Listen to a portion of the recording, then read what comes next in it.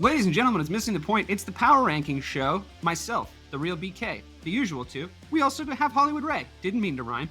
I forced Hollywood Ray to come onto this show because I thought I fleeced him in a trade, but it turns out he fleeced me in a trade in fantasy football. I wish that the MTP Boston show, which is out on the MTP feed right now, if you guys want to go check it out, Ray and Mike break down the Pats, talk a little Red Sox. It's good stuff. I wish I'd have listened to that show before I agreed to give you anything for Ramondre Stevenson, because now I listened to that. I think I'm getting this like stud, like he's your only offensive weapon. And then that day I learned he's fumbled in 4 straight games. Didn't know that. I learned that he could potentially get benched. Bill Belichick would have already benched him. Belichick would have cut his ass. And then, yeah, I bet. And the final nail in the coffin was, I think it was yesterday or today. We're recording this on Wednesday. Gerard Mayo actually coming out and being like, yeah, maybe. So tough look for Dave. And it's basically, I'm having the San Francisco 49ers season in fantasy football right now. Usually I'm at the top of the heap. Not this year, boys. Not this year.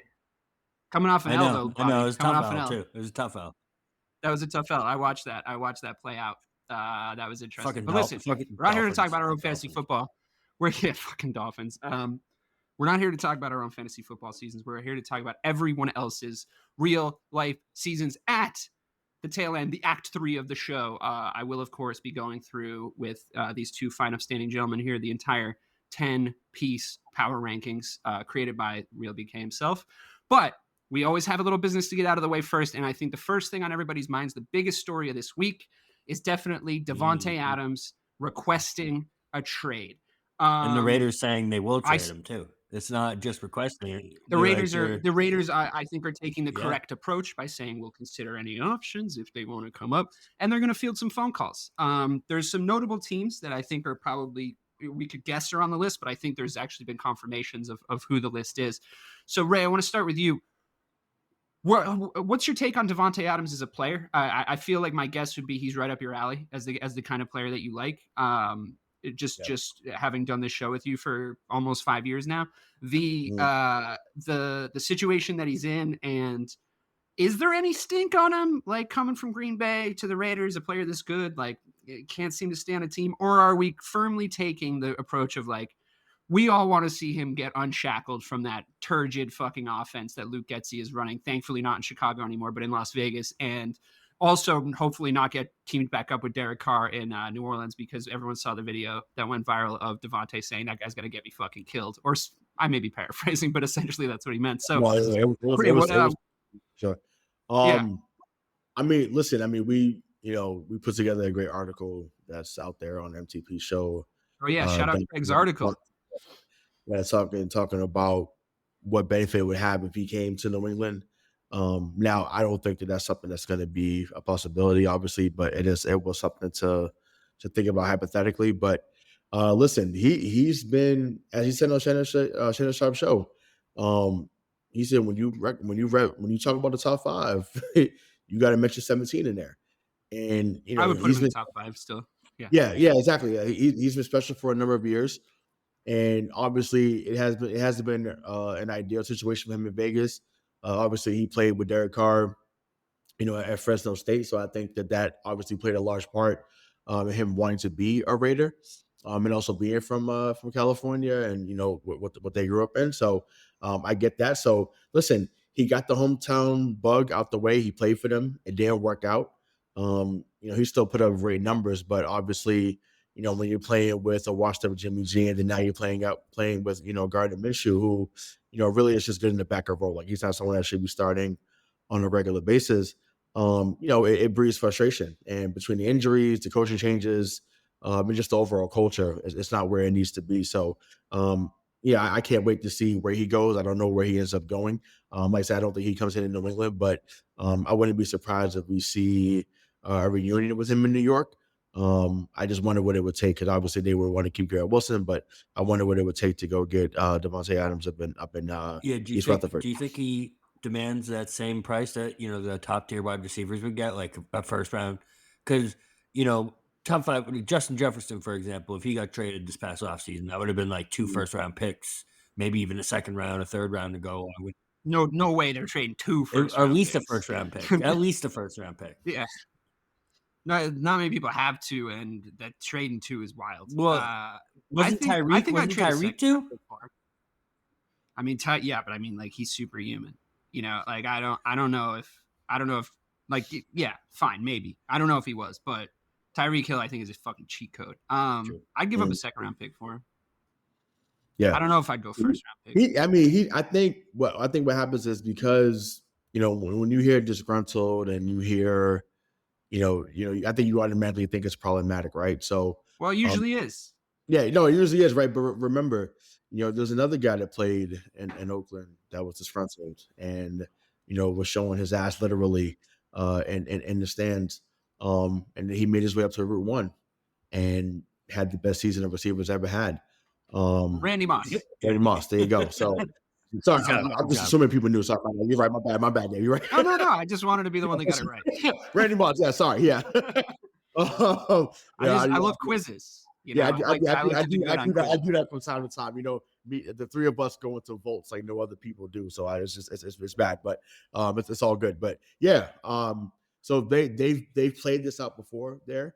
So you know they'll get some type of deal done. But like I said, I think that whoever gets him is going to get a guy that's motivated. And once again, he's done everything individually, so he's ready to win. And whoever surprising that they're, you know, floating this now after a win too, though. I mean, I don't know what motive. Yeah, but they know. Yeah, I mean, when the tea leaves are there, though, Bobby, like you know that, like, if the writing is on the wall, you know, it's time. It's time to go. Yeah. I mean, I think for me with Davante Adams specifically, it was always like because he was Aaron Rodgers' guy, I was like, fuck him too, like by association. Then he kind of went away, you know, like in sort of the national narrative, like the scope of what everyone's looking at when he's kind of lost on that offense, you know, like that happens to really good receivers when there's just nothing, they're just not getting highlights, you know, they're not making it on TV every week. So it's a good question that Bobby raises because what would you give him? What would you give up for him? Has probably changed since his Green Bay days, even if we're kind of all sitting here saying he's not any different as far as like talent or stock. But just because some of that shine's probably gone off him because it's going to be his third team, I do think that the cap offers that the Raiders are going to get might be a little bit lower than what they paid for him. So, you know, I think that might be like the stock has gone down. We have to just sort of and it's not his fault, I think is what we're saying. So did y'all agree with what Teddy Bruschi said? Though? I don't know if y'all watched it on NFL. I didn't hear it. What did he say? Teddy Bruschi said that Kansas City should go get him. Oh my God, please, God damn it, no. I mean, that would be the end of this football season. We should please don't do that. Yeah. No more predictions. Like, well, and once again, Teddy, I get like Teddy Bruschi seen it happen in real life. He's seen it happen in real time. So it would be exactly that. It would literally be the somewhat disgruntled wide receiver from Oakland going to the best QB, and I think they would put up absolutely insane numbers. I mean, I don't even think that Mahomes plays with guys like. Well, he's never played. He's never had a Devante Adams. That's for fucking sure. I think that Tyreek Hill is like a different type of wide receiver. That goes without saying, but I think also Pat Mahomes is better since the last time he had a top 5 wide receiver. I think he's like improved. I think he knows he's the best guy now. He's not like I understand if people are shouting into their radios right now or whatever you're listening to this on. Like, I know his like form has dipped. But again, and I made this point on last week's show, people keep bringing up this stat like Pat Mahomes hasn't thrown for 300 plus yards in his last 12 games now. And I'm like, I know, but one of those games was him winning the Super Bowl. Like one of those 12 games was literally him going out there and winning the Super Bowl. So like, shut the fuck up. You know what I mean? Like it's over, you know, this year. So it's a moot point. Right. And I hate that. I hate it. But I mean, but he's got to a point. He's got to a point where obviously we just start nitpicking. This is so that Brady got to it. That Peyton Manning got to just the NFL we live in. We're not doing it here on this show. I think that like the obvious, because I'm just not going to be that guy on the internet that sounds dumb. Well, I am often. But I'm not going to do it on purpose. It's the idea that he's not still the best guy. Not true. In fact, by a mile, I think he's still the best guy because, yeah, all right, like you see Josh Allen's performances over the first few weeks. I think Lamar's put up really good numbers. Like there's Burrow's starting to improve. There's guys all over the league that like started well. By the end of the year, I promise you, we're all still going to want Pat Mahomes as our guy if we're trying to win a Super Bowl. It's just like we all lived this though already. It's like to your point, like to your Teddy Bruschi point, is like we all lived this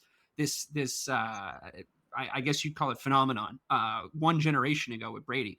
And I said it about him and I said it about the Pats and I'll say it now about the Chiefs. It's like the sooner you just understand that they're the guys you need to go beat.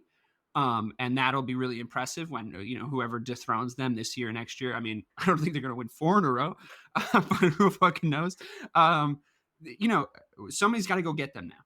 And if he has Davante Adams, no one's ever won. Has someone won that? No way. No. Pittsburgh didn't win 4 in a row in the 70s? Three some up. Okay, got you. Okay, there's the record. No, they won 4 in the 70s though. They won 4, but not in a row. Not in a row. Got you. Okay. So I think the Bills did the Bills go to 3 in a row, or did they go to 4? Well, Bills went to 4 in a row, but I mean they lost 4 in a row. They got so that is twice. Yeah, so that's it's tough. like and then the Bills aren't going to do really good on this show today either. I'll be totally honest with you, not at least on my camp. But yeah, listen, if Davante Adams landed, not to over speculate here, but if he landed in Kansas City, I think that'd be a wrap on the fucking season. To be totally honest with you, not to be hyperbolic. I think the Jets have inquired. I think that would make them a lot better too, for obvious reasons. They're reuniting with the Rodgers thing, and they clearly need help. We're going to talk about them a little bit later, but go ahead. No, go ahead, Ray. Go ahead. No, I think the only team I feel like he could go to where he might tail off, and I feel like you guys know what I'm about to say, is the Tennessee Titans. Every great receiver that has gone there has tailed off. There to die. Yeah. So Andre Johnson, obviously DeAndre Hopkins is there right now.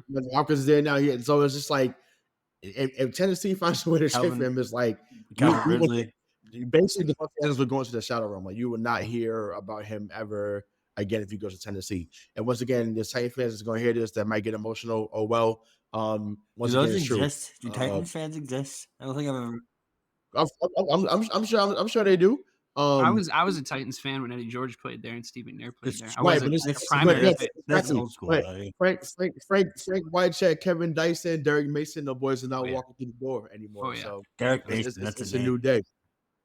Yeah, I used to call them the baby Rams in my head. You know, like they were like built. Their offense was built exactly like the greatest show on turf, except for the QB position, and they ran so many of the same plays. I mean, there was a dog though, but.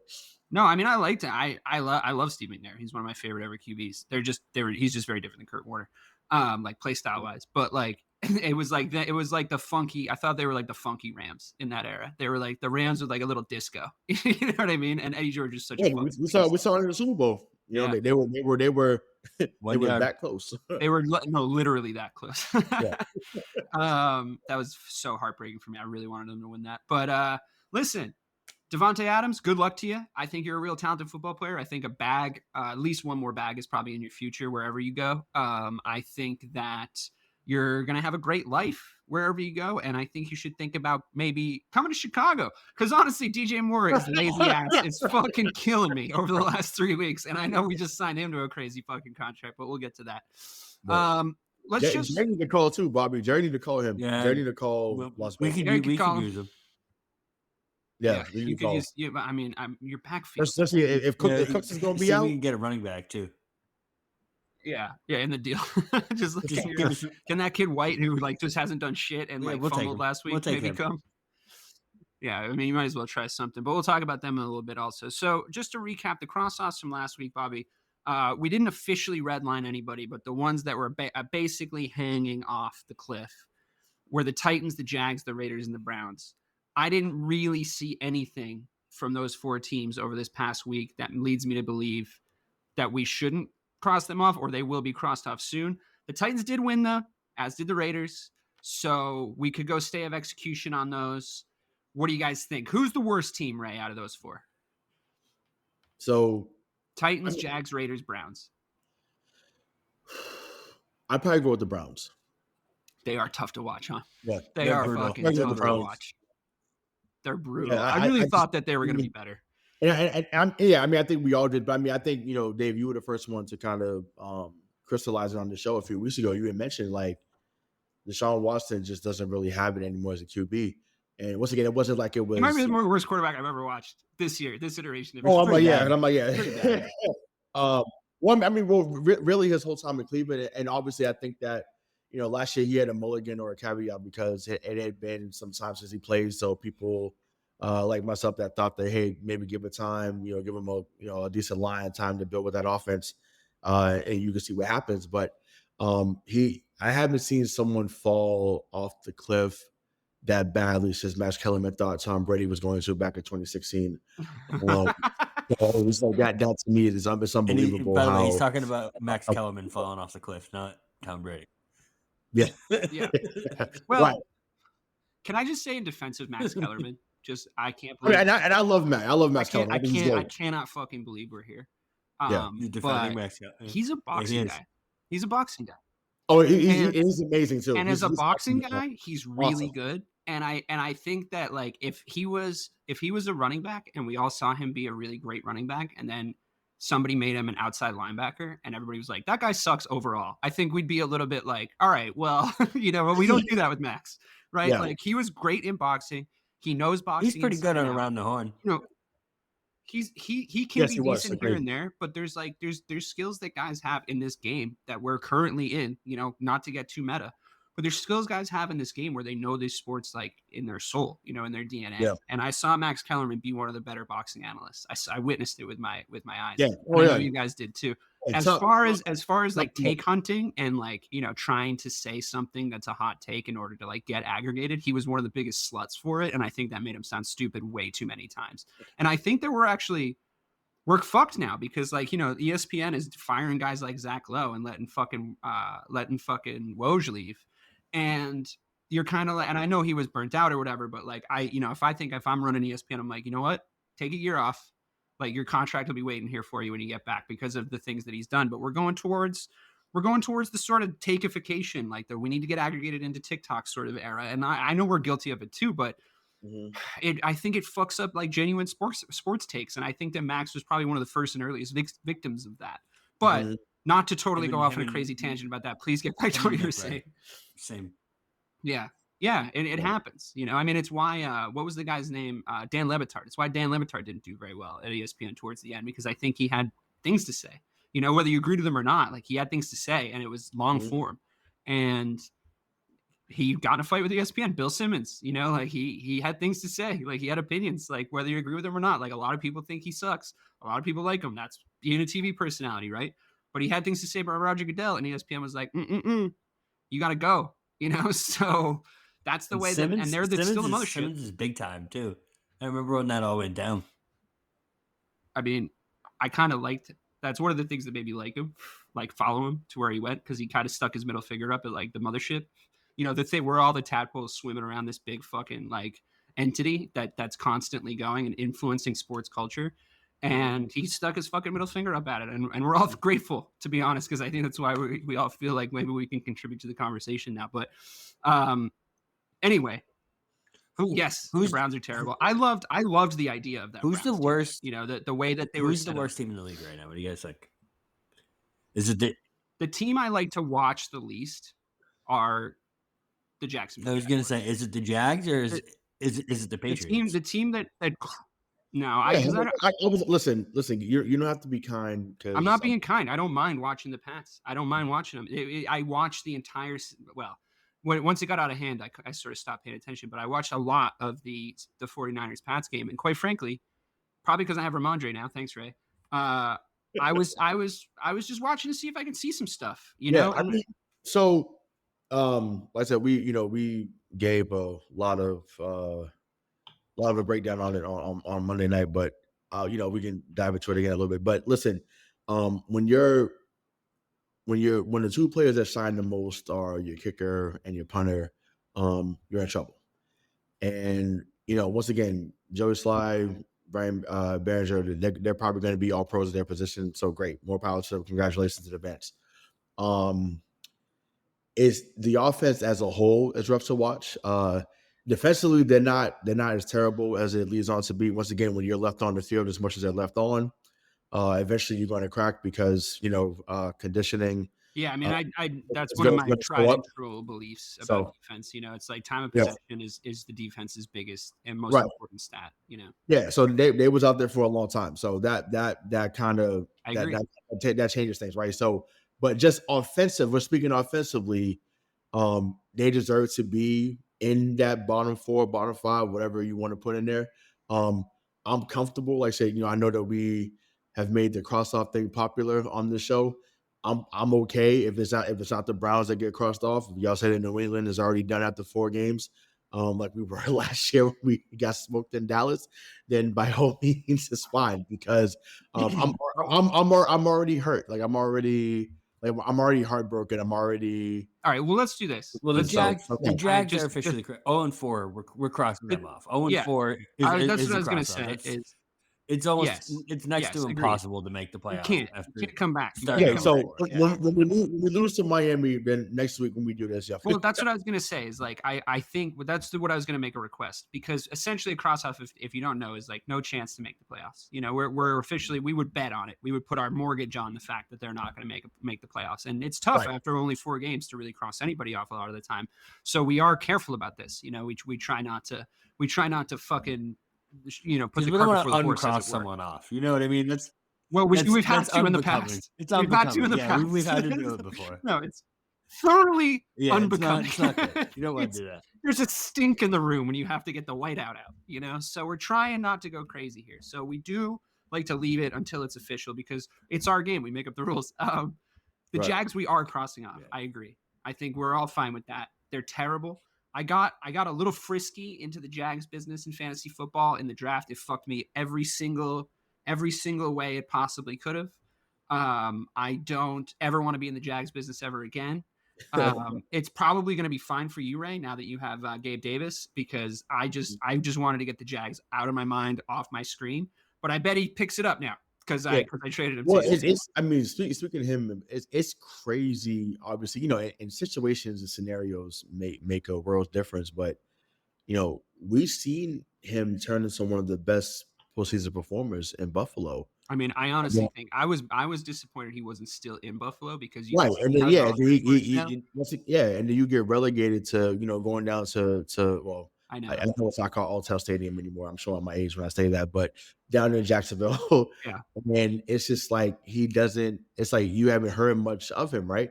And for another show, we could really do another dive into how bad that top half of the 2021 draft was, or is, I should say, because it's not past tense. It's currently happening. It's amazing how no one in that top 10 really has hit. It's bad. Like it's step back future. Once again, we took Matt Jones at 15. Like obviously he's now a backup. Trey Lance is now a backup. Trey Lance is third string. It's wild. And like I said, once again, Trevor Lawrence got that contract, but he's made some throws that I know, me and Micah disagreed on what Trevor Lawrence could do. But 13. He's not the guy that he should have been. I think they've lost 13 straight now. Dating back to last year. It's wild. I would say Jalen Waddle is an exception. Oh, both the wide receivers in the top 10 are probably exceptions. Devontae Smith and Jalen Waddle are both pretty good. Correct. The QBs, my bad. Yeah, let me be more specific. The Q, but I know you were just talking about the Q because you know what it is, dude. There's so many fucking QBs in that top 10. So many QBs got drafted. Yes, and then you look at right at 11, the Bears pick Fields, who's having a resurgence. I mean, I don't know how long his resurgence is going to last. We'll see. I think they're getting better week on week, which I think is Arthur Smith. Coaching matters, but I think that I think in this era in general, Cowboys drafted Micah Parsons that year. Yeah, we try to diminish the impact of coaching, right? Because it's like, it's what you do on the field that lasts. And if you're not this, you're not that. And it's like, environments too. Just even if you zoom out, culture, like that, that stuff matters. And especially with those skill position players, you see it happen all the time where it's like, who's throwing to them? Like, obviously that's like a huge part of it. Of course it is. Like, and their connection. I mean, even at talent level of your QB and like how well you connect with him are gonna impact like what your season is. And honestly, like his QB got a lot worse. Gabe Davis's QB got a lot fucking worse because we're all now accepting that Trevor Lawrence sucks. So it's like, and it's crazy because it's like what was it 275 he got for them? 275 mil. So it's like, when you, and once again, he's going to get at least another year out of it because they got to see if they can get something else out of him for another year. But once again, when the backup is Mac Jones, it's like you're basically That was rough, dude. That was rough. Did you see him? Did you see him come in?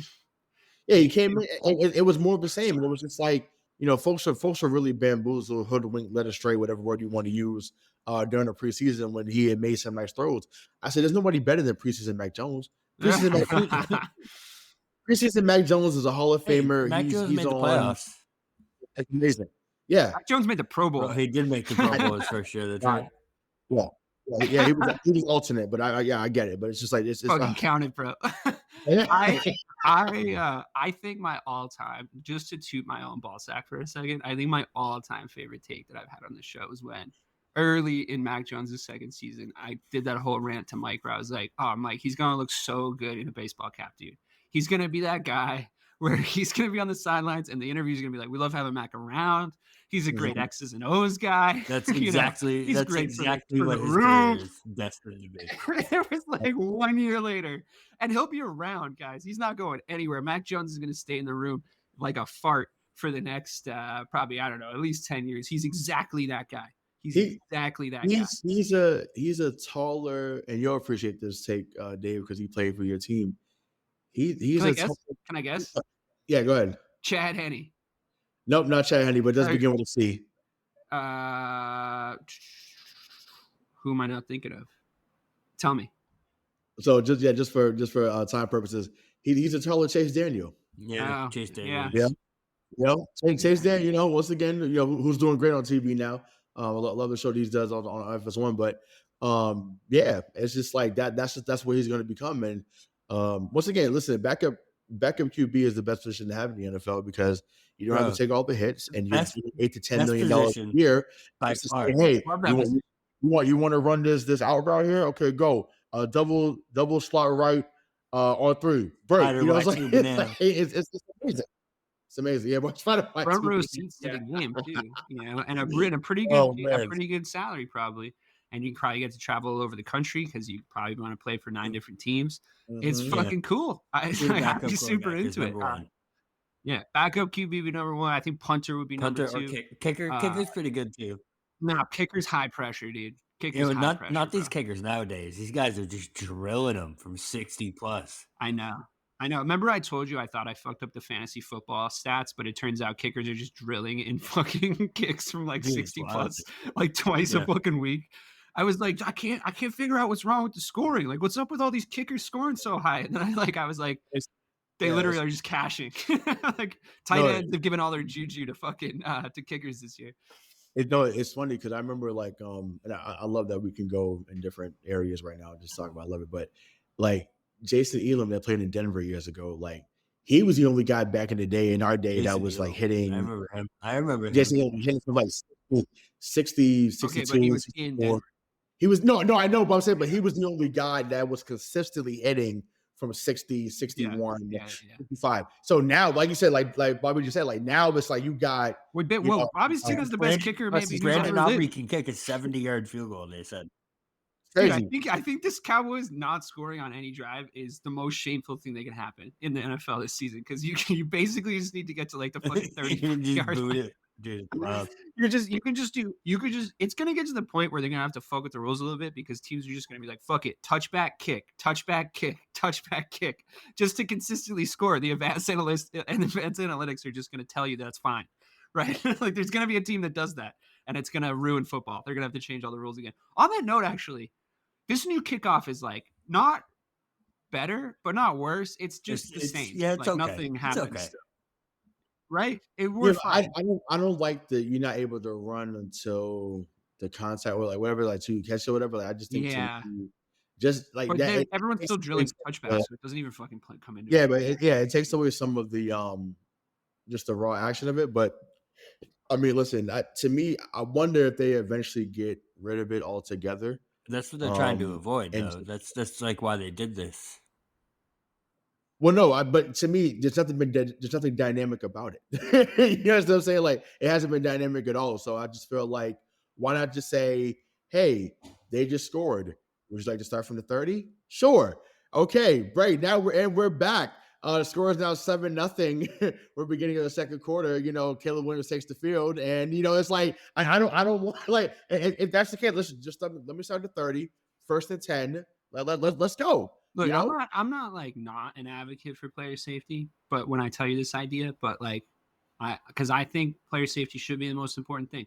But I'm also a guy who was 15 when Devin Hester returned his first kickoff for the Bears. And the way that I know in my heart that the most exciting play in football is a kick return to the Casa. And all true football fans would agree, or maybe the second most exciting is a punt return. Actually, the most exciting play in football is returning a field goal for a touchdown. That's a short field goal for a touchdown. And I saw Devin Hester do that too. To be fair, Dave. Pick sixes come in all shapes and sizes. Right, but to be fair, Dave, you've seen two of the best returners of all time on your team. So it's a little different. So when you got Devin Hester and then Cordero Patterson, it's a little different. Yeah. Them guys, Cordero Patterson, and what's it? You go back on NFL Throwback on YouTube. He had a hell of a run too in his career. I mean, granted, he's transitions to be a really good running back, but listen, when he first got out there, man, that dude was lethal too. So like, I get why you of all people. It is why, and it's why I am presenting myself now here today on this show as the official advocate of kick returners. I am the kick return as a play of football in general. Here's how we're gonna do it. Every single person on the field for a kick return has to wear one of those goofy protect my concussion helmets. Every single one. Oh, the Guardian caps? Higher. They're good stuff. I like them. I like that they're in the league. I don't give a shit. We'll get used to the aesthetic. If they're helping them not get concussions, great. Every single one on the kick return has to do it. Second part of the idea, we're going to kick it from wherever you scored from.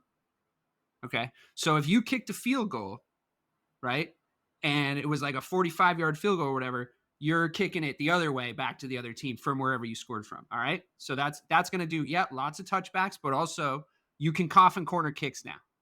You can cough and corner kicks. It's not a penalty. If you want to kick it out at the 1 yard line, you're good to go, right? So bear with me. Last rule. First kickoff from the 20. Everybody on the receiving team has to line up on the line of the end zone. You catch the kick return. Everybody lines up on the kicking team right next to the kicker, and you got to sprint the full field like a war, like a Braveheart, like a Braveheart war. You got to sprint the full field as fast as you possibly can of each other. And sometimes the guy with the ball is going to pop out, but it's going to cause so many fumbles. It might cause a few deaths. Yeah. There actually should be, and I think this is true, a Spartan at every game running from side to side at the 50-yard line with a giant flag that says kick off, like in giant letters, and just runs with a huge flag, like jumps in the middle of the field and jumps to the other side. I mean, I thought this used to be a country. All right. I thought this was America. I thought this is what we did here. Okay. And now the kickoff is like, I don't know. Fine, I guess. Fine. Come on. Take my idea. I'll talk to the player safety guys. I'll refine it. Once again, in the comments when this drops, let us know what you think. But yeah, I listen. I'm here for it. I'm not mad at it. Like, did you come up? Did you come up with that off the cuff? Just right now? Yeah, love that. Love that. It just came to me because you know what? I spend so much time thinking about Devin Hester. I still spend so much of my life thinking about like what could have been in that Super Bowl. Even and before we get back into the list, but another throwback name here that some people that that watch on my era too, Nathan Vasher that was on your team. Nathan Vasher had 108 yards. Yeah.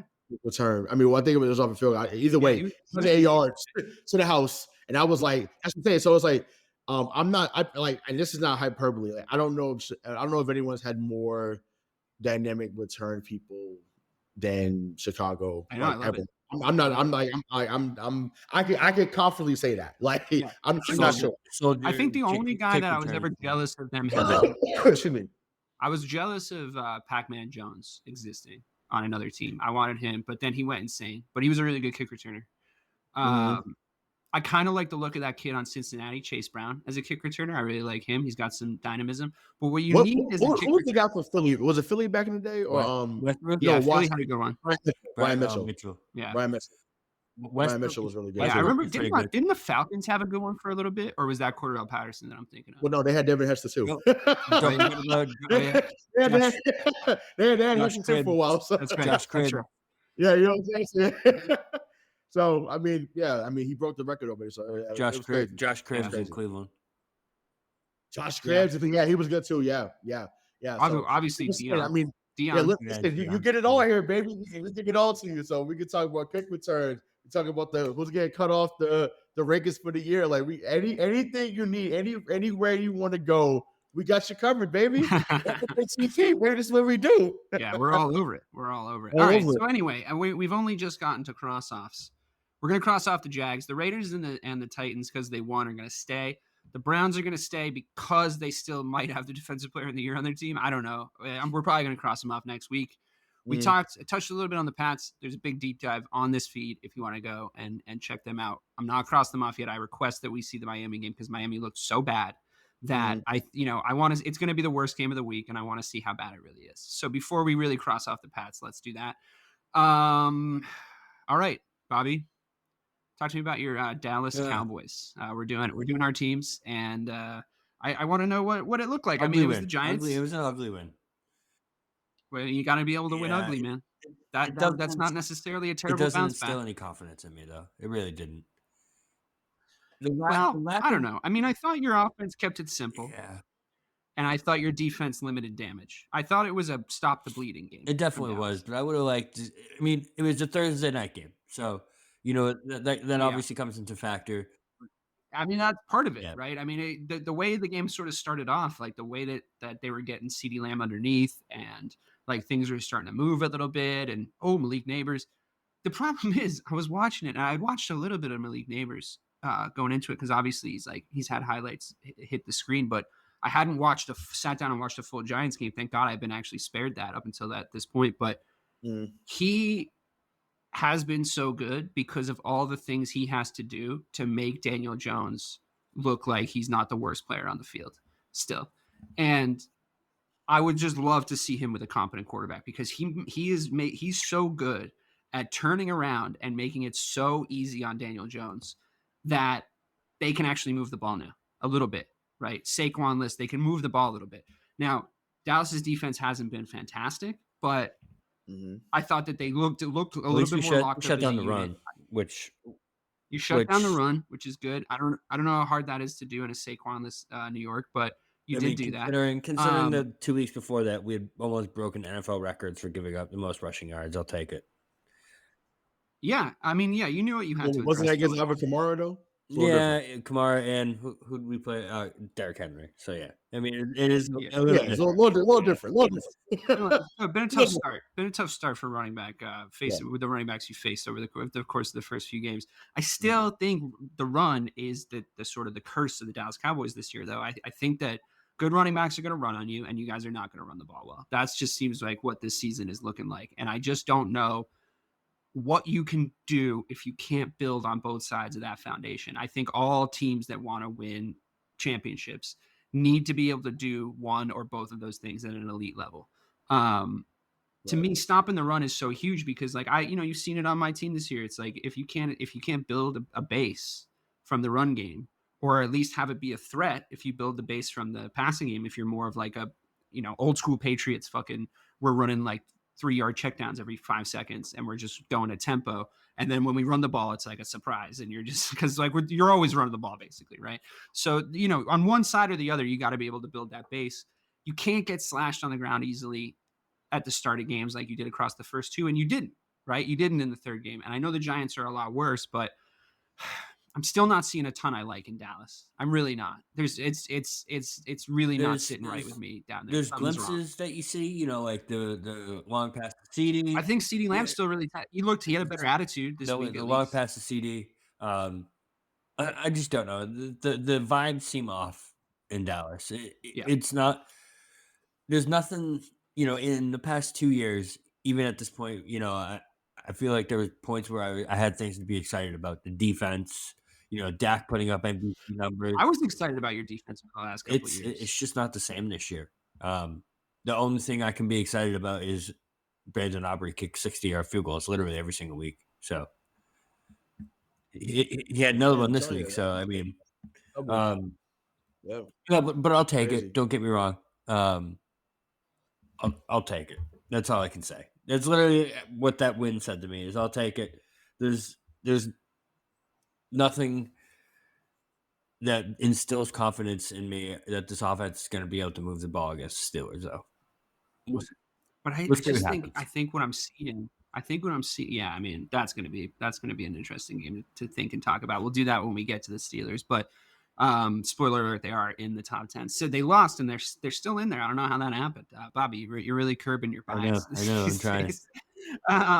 But yeah, I mean, I think the thing that I'm seeing is that the coaching is just. I think Mike McCarthy was getting propped up last year by good minds, or at least a very good mind, in my opinion, on the defensive side of the ball. Mm-hmm. That was really making the team look a lot better than it actually is, and it's just not the case anymore. And now Mike McCarthy's exposed more than anything else, I think, because there was just a ton of bad decision making in that game, and has been over the last couple of years, couple games. And I was yelling this at the screen. Last year before, I think your defense, I think properly coached and properly rostered. It was good to watch, but I've been yelling this at the screen about the Bears too. The difference between a good coach and a bad coach in the NFL, it's not this simple, but it is as simple as this. It's being able to make adjustments. It's being able to implement adjustments mid-game. And I think that you did not see that from Dallas in the first two games. I thought you saw that a little bit in game 3. Against the Giants. And I think that should be your glimmer of hope.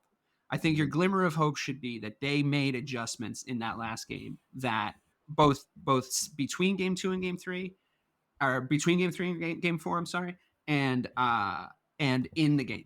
Like I saw them actually, trying out different stuff and making changes. What they did with CD didn't work at first. They kind of tweaked it a little bit, and then boom, he slices them for like an 88-yarder, 55 to the house. Yeah. 55. Someone had an 88-yarder this week, but the glimmer of hope, I think, should be that they're able to make changes and adjustments, and I think it's not. You don't want a coaching staff, because I've seen this too, Matt Nagy, where you're just throwing enough shit at the wall every week to see if something sticks. But you do need to make tweaks. And you do need to make adjustments. And to me, that's what a good coach is. I mean, McVay obviously is losing games this year, but he is absolutely destroyed on the injury front. And at least you see him make adjustments like that seem like smart quality adjustments from a week to week basis. My dream is that he gets fired for completely unfairly this season because he loses too many games and we can just scoop him up in Chicago. That would be amazing. But yeah, I mean, I just don't think Mike McCarthy's a good coach. Ray, what do you think? I think I agree with the point that you made about him being propped up by other good football minds. Dan Quinn has been a respected coordinator in this league for a number of years. Once again, he was a bad half away from being a Super Bowl champ, and we look at him differently had they win that game, obviously. But obviously that's forever etched in his etched to people's minds about him collapsing or his team collapsing. But yeah, so that's that. But yeah, Mike McCarthy, and I think Mike would appreciate this when he hears this. Mike McCarthy is the Dark Rivers of the NFL.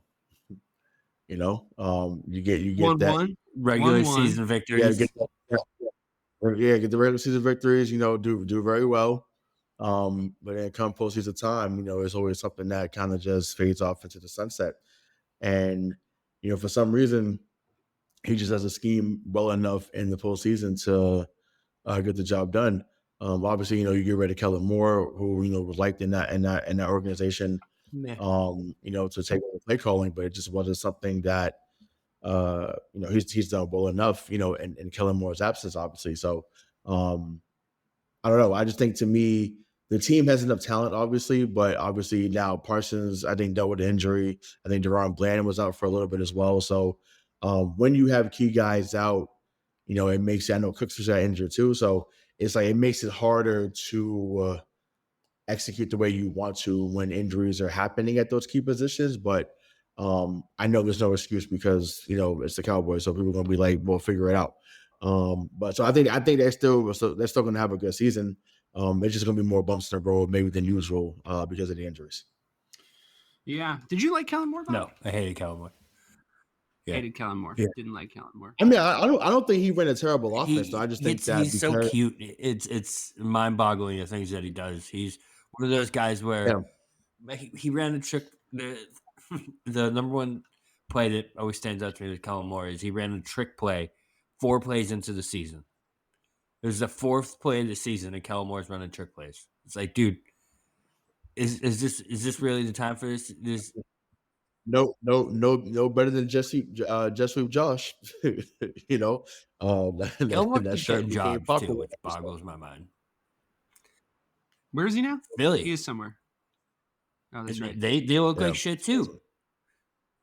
Well, I don't know if I blame the offensive coordinator there. I think that there's some other problems in that. Yeah. I mean, when you're injured, once again, Smith is out, AJ Brown's out. Yeah, like you're not winning. They lost like basically the leader of their offense too. I mean, I know he was the center, but I remember. Yeah. I remember Olin Kreutz in Chicago, and I remember losing Olin him. Kreutz, wow! I know. Yeah, 7. Wow, what a throwback! Oh my god! I loved him, but when he left, I remember thinking, well, it's not a left tackle. Like we can go find a center, and we haven't since. So I mean, it's hard. I mean, even with us, right? David Andrews out for the year now, right? And there was us, Travis Frederick. Yeah, so that's centers are they're important.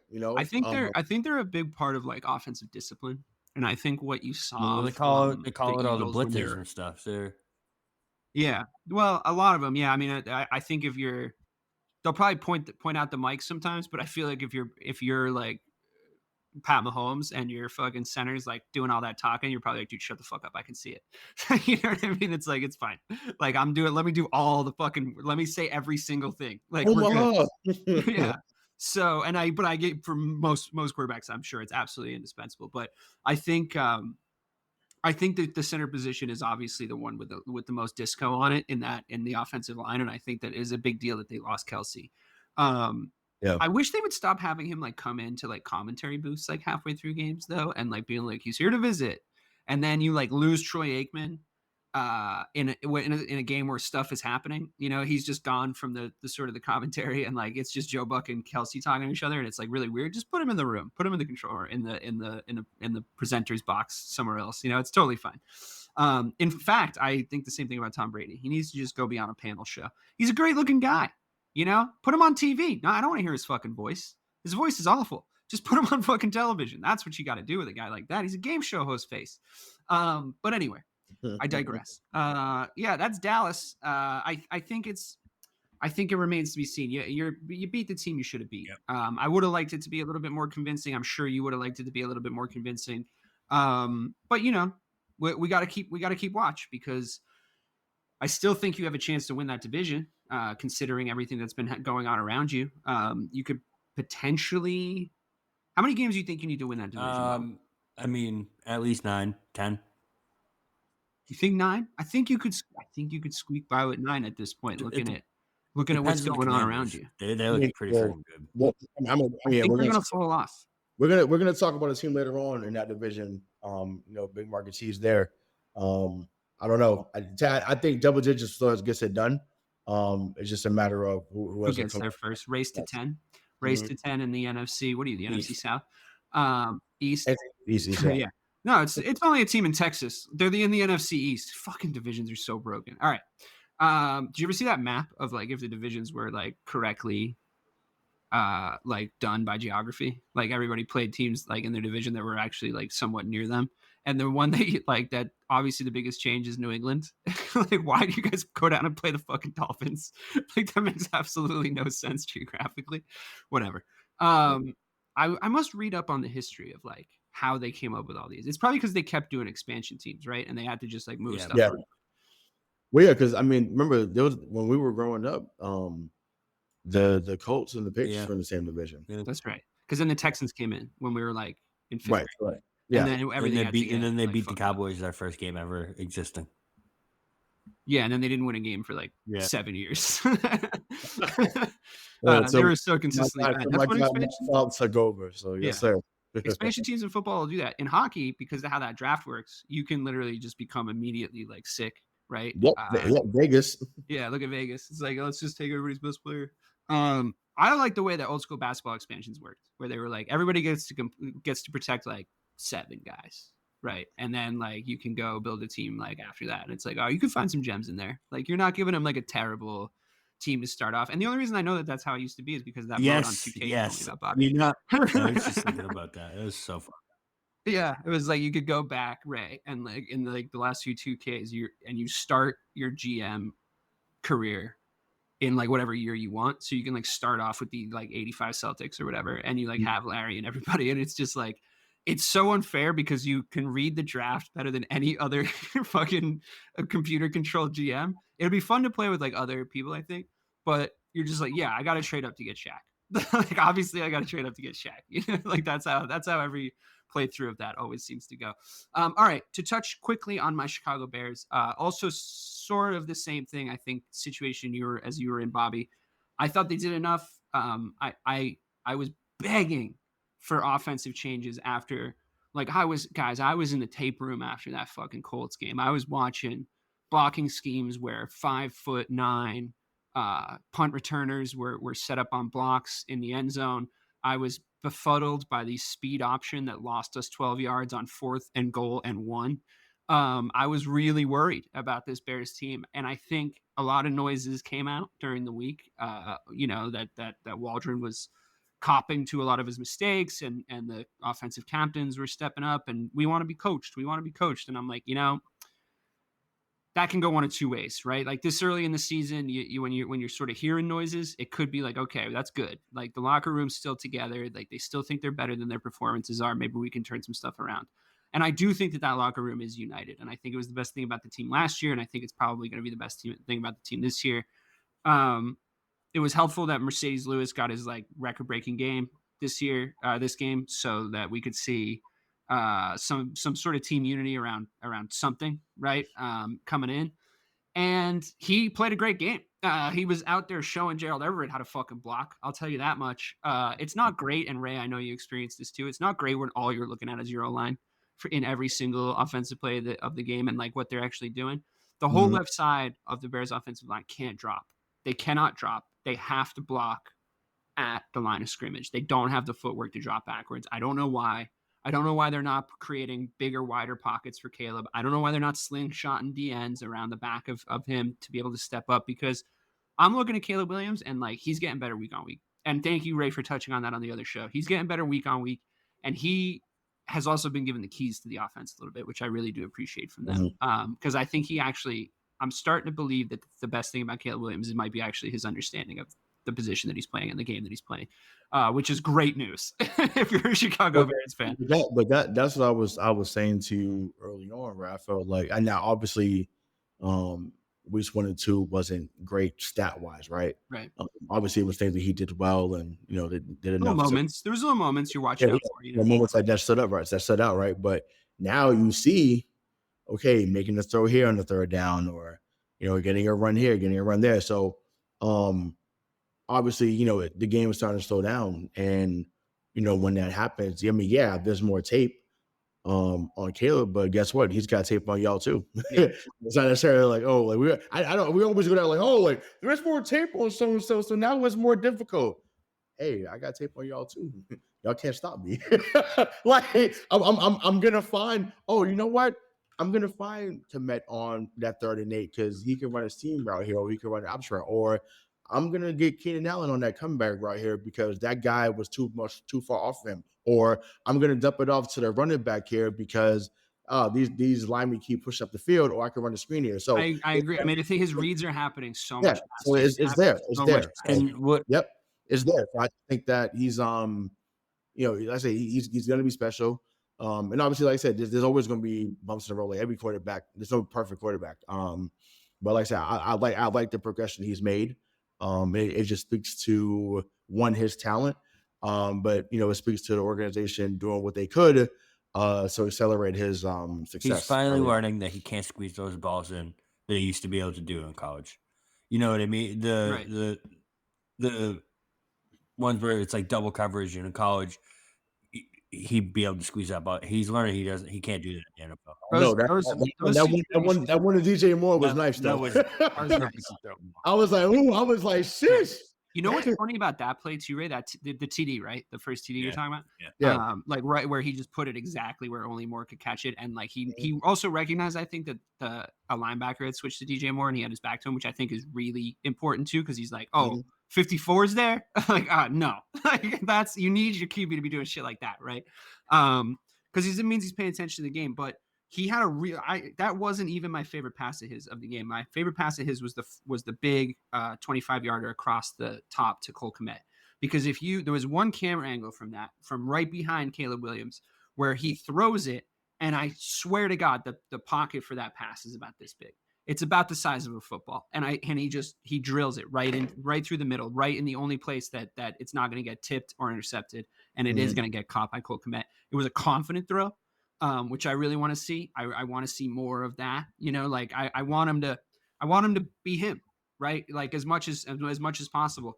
Downsides, there's still something weird about the deep ball. He's like throwing it too hard, which like maybe is like excitement or nerves, because like there's just across every game this season, there's just always been at least one, if not 3 or 4 throws where it's probably a touchdown if he like hits the guy in stride and he just rifles it like a little too high or a little too ahead of the guy. And there's a little bit of disjointment with the communication of the wide receivers. And I have to say, I mean, I can't believe I knew I was going to come on and say this, and I can't believe that I'm gonna, because I didn't see this coming, but DJ Moore has been ass. His effort has been really, really low. You can always tell when he doesn't expect to get the ball, which is the worst fucking quality in a wide receiver. His route running has been, I would call it sluggish. I would call it loose. Even the route that he catches the TD, like he doesn't even cut hard to like really like do what he should be doing. He should be seeing that he's got a middle linebacker on him and he's about to torch this fucking dude, right? Like he should really kill him. But he doesn't.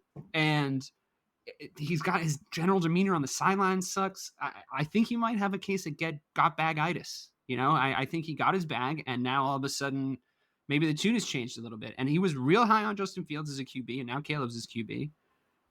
It's weird to me. I don't like his overall approach. It's not sitting right with me. I know we have other options, but and that's the last point is what I wanted to focus on. So I think part of it is getting the bag. I mean, obviously the contracts can change drastically in the NFL. He's the 10th highest player in the NFL now. You know, I mean, he's got money. Right. But I think what happens too, right? When you were brought over last year to be the guy, not a guy, but the guy, right?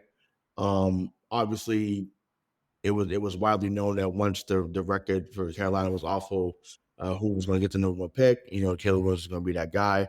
Then, you know, you go get, you know, Roman Duze, you go get Keenan Allen. Obviously, you know, you want to feature Cole Kmet more.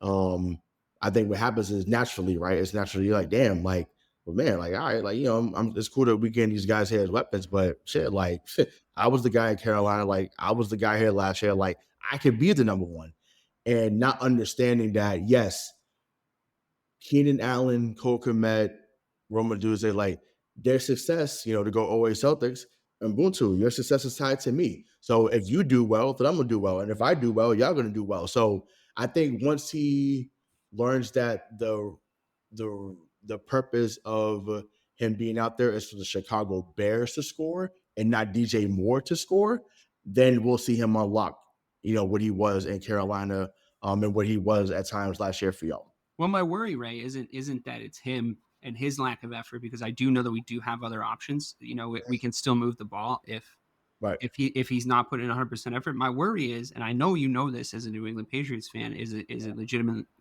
thing that matters. My worry is that it's being allowed.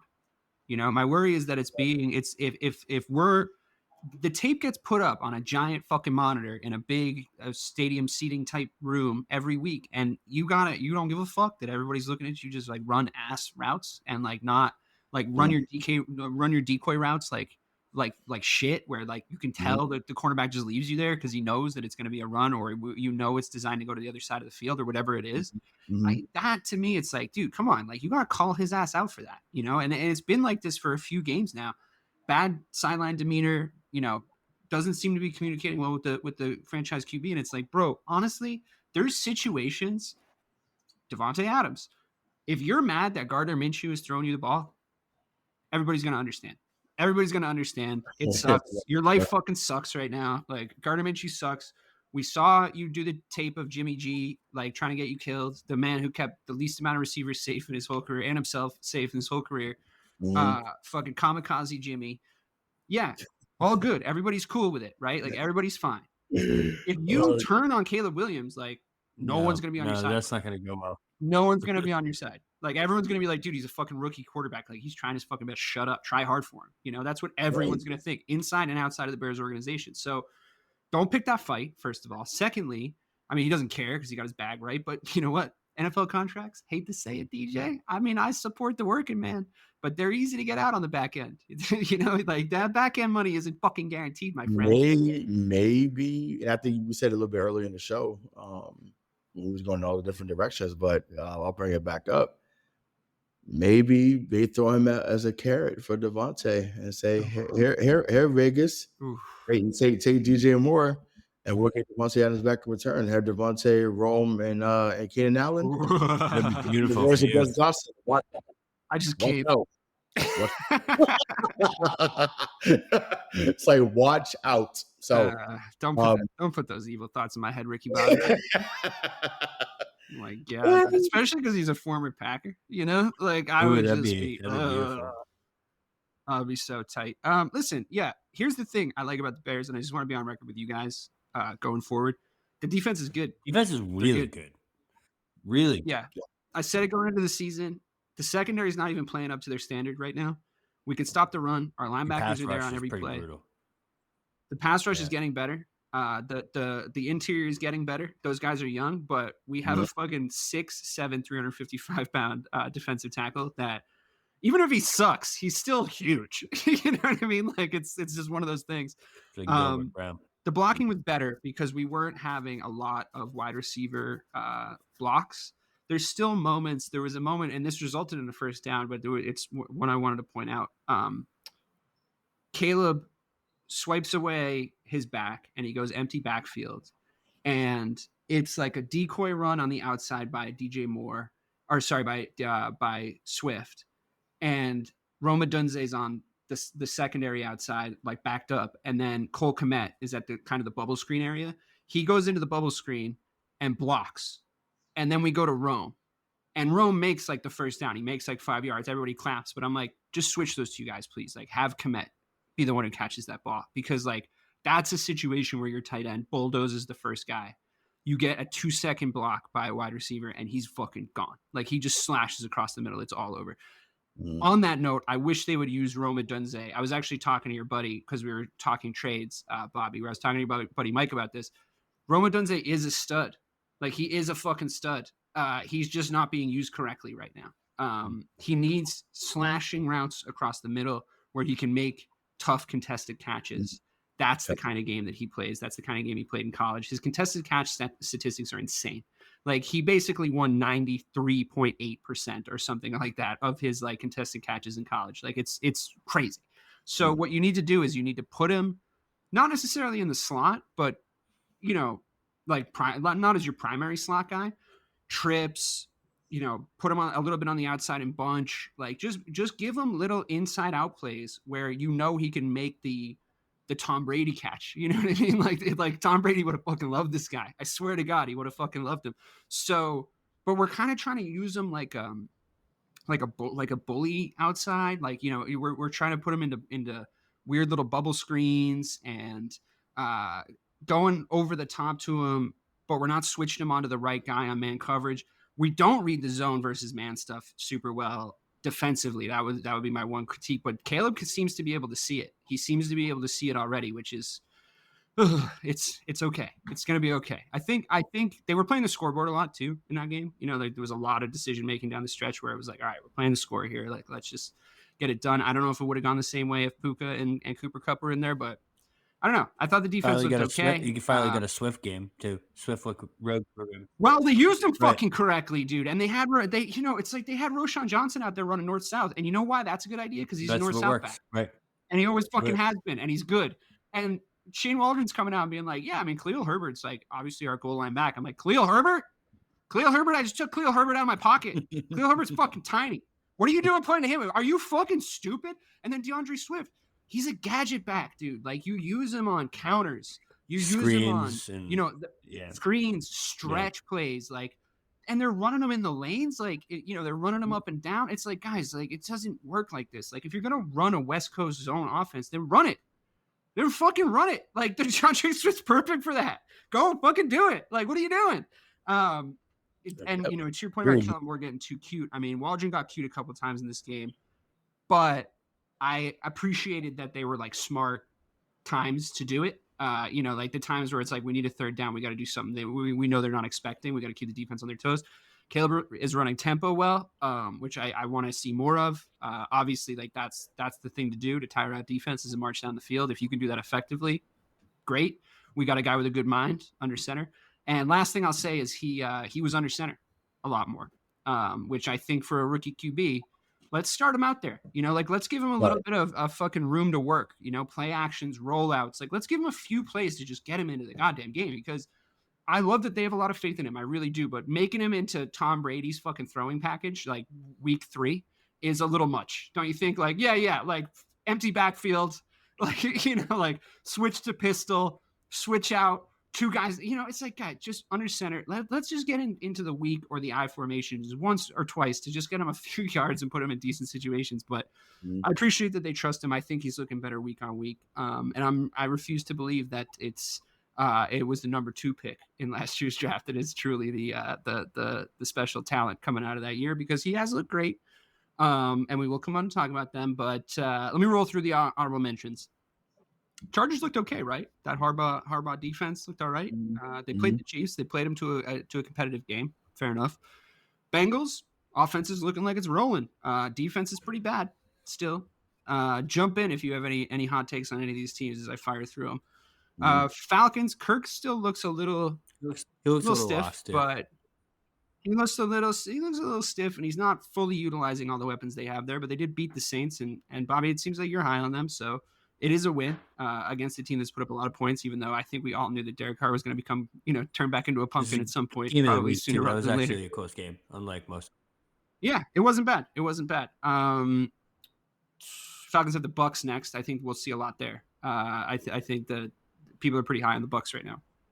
Saints, I just know they're not good. Like I know that they're not going to be like they have really good offensive weapons, but like we called them winning like 8 or 9 games. I think that's 7 or 8. I think we called them. I think 7 or 8 is still realistic for me. Maybe 8. I think we'll learn a lot about them this week. I know that's like the number one thing that we say, but I know, but it's true. I mean, it's true. So. They're going to go play the Chiefs, so we'll see. If they can hang in that game, then maybe. I mean, it's a tough schedule. Pack show. Weird game. Jordan Love showed up in a Brett Favre jersey and then had the most fucking Brett Favre game of all time. Right. Yeah. Right. Yeah. He threw a bunch of picks in the first half. I was declaring his career dead on arrival because I like to overreact about Packers quarterbacks because I have to, because I hate them. And then he came back and played a great comeback game. They didn't get it done, but they looked like they could. Vikings looked like what I thought the Vikings were going to look like in the second half. Anything crazy out of that game, guys? I'm with you on the Jordan Love thing, 100%. I was ready to call. I've been ready to call Jordan Love's career over because I just don't think he's as good as everyone says he is. The career over being hyperbole. Right. Well, of course. Yes. But it's like when Craig was like, Pat Mahomes won't be in the league for 2 more years. He won as many Super Bowls. But yeah, I mean, as Craig pops back in real quick. He's always listening. Yeah, no, I mean, listen, I don't think I'm the lone Jordan Love supporter. I don't know if Mike likes Jordan Love or not, but he does. Okay, so yeah, so I mean, once again, I didn't think that he'd be as good as he became. Obviously, like I thought that he'd be decent. You know, he did show me something in that playoff game against y'all. That's why I was like, okay, like maybe he can build up this going forward. And like you said, the Brett Favre comparison was perfect because there was no bigger gunslinger in his heyday than Brett Favre, and it's like that's literally what Jordan Love has become. Obviously, Aaron Rodgers had his moments too as a gunslinger, so he just didn't throw as many picks as those guys would. But that's literally, you can't throw as many picks as Brett Favre. He's thrown the most picks. Right. Yeah. Exactly. So it's like I think to me he's, you know, as long as he's healthy, like I said, they're gonna have a shot to at least get into the playoffs. I don't think they make a super deep run. I think they get to the division round at best, like they did last year. But you know, we'll see. But I mean, they, you know, Josh Jacobs and Reed and Wicks looks pretty good. Yeah, you know, so I feel like, you know, they got some. Dobbs isn't bad. Wicks is definitely the guy that. Yeah, Dobbs is good too. One more Dobbs, yeah, he's good too. Yeah, so it's like, yeah, they've got some talent there. So you know, hopefully for them, like I said, they all grow. But you know, we'll see later. But time will tell because it could all fall down. But right now, I think they have a good shot to, you know, go on a nice little run for the rest of the season. I think the overall consensus is they're probably going to get it right. It's been a weird year for them so far, and him specifically, Jordan Love. I think that it's telling that nobody dropped any of those guys you just named in fantasy football, right? Like everybody's like, none of those guys have really put up numbers, and everybody's just like, all right, so like Jordan Love's going to get the keys again, and he's going to come back. He looked a little rusty, shook off the rust. He looked a lot better. I think they're still going to win a good amount of games. I hate to admit it.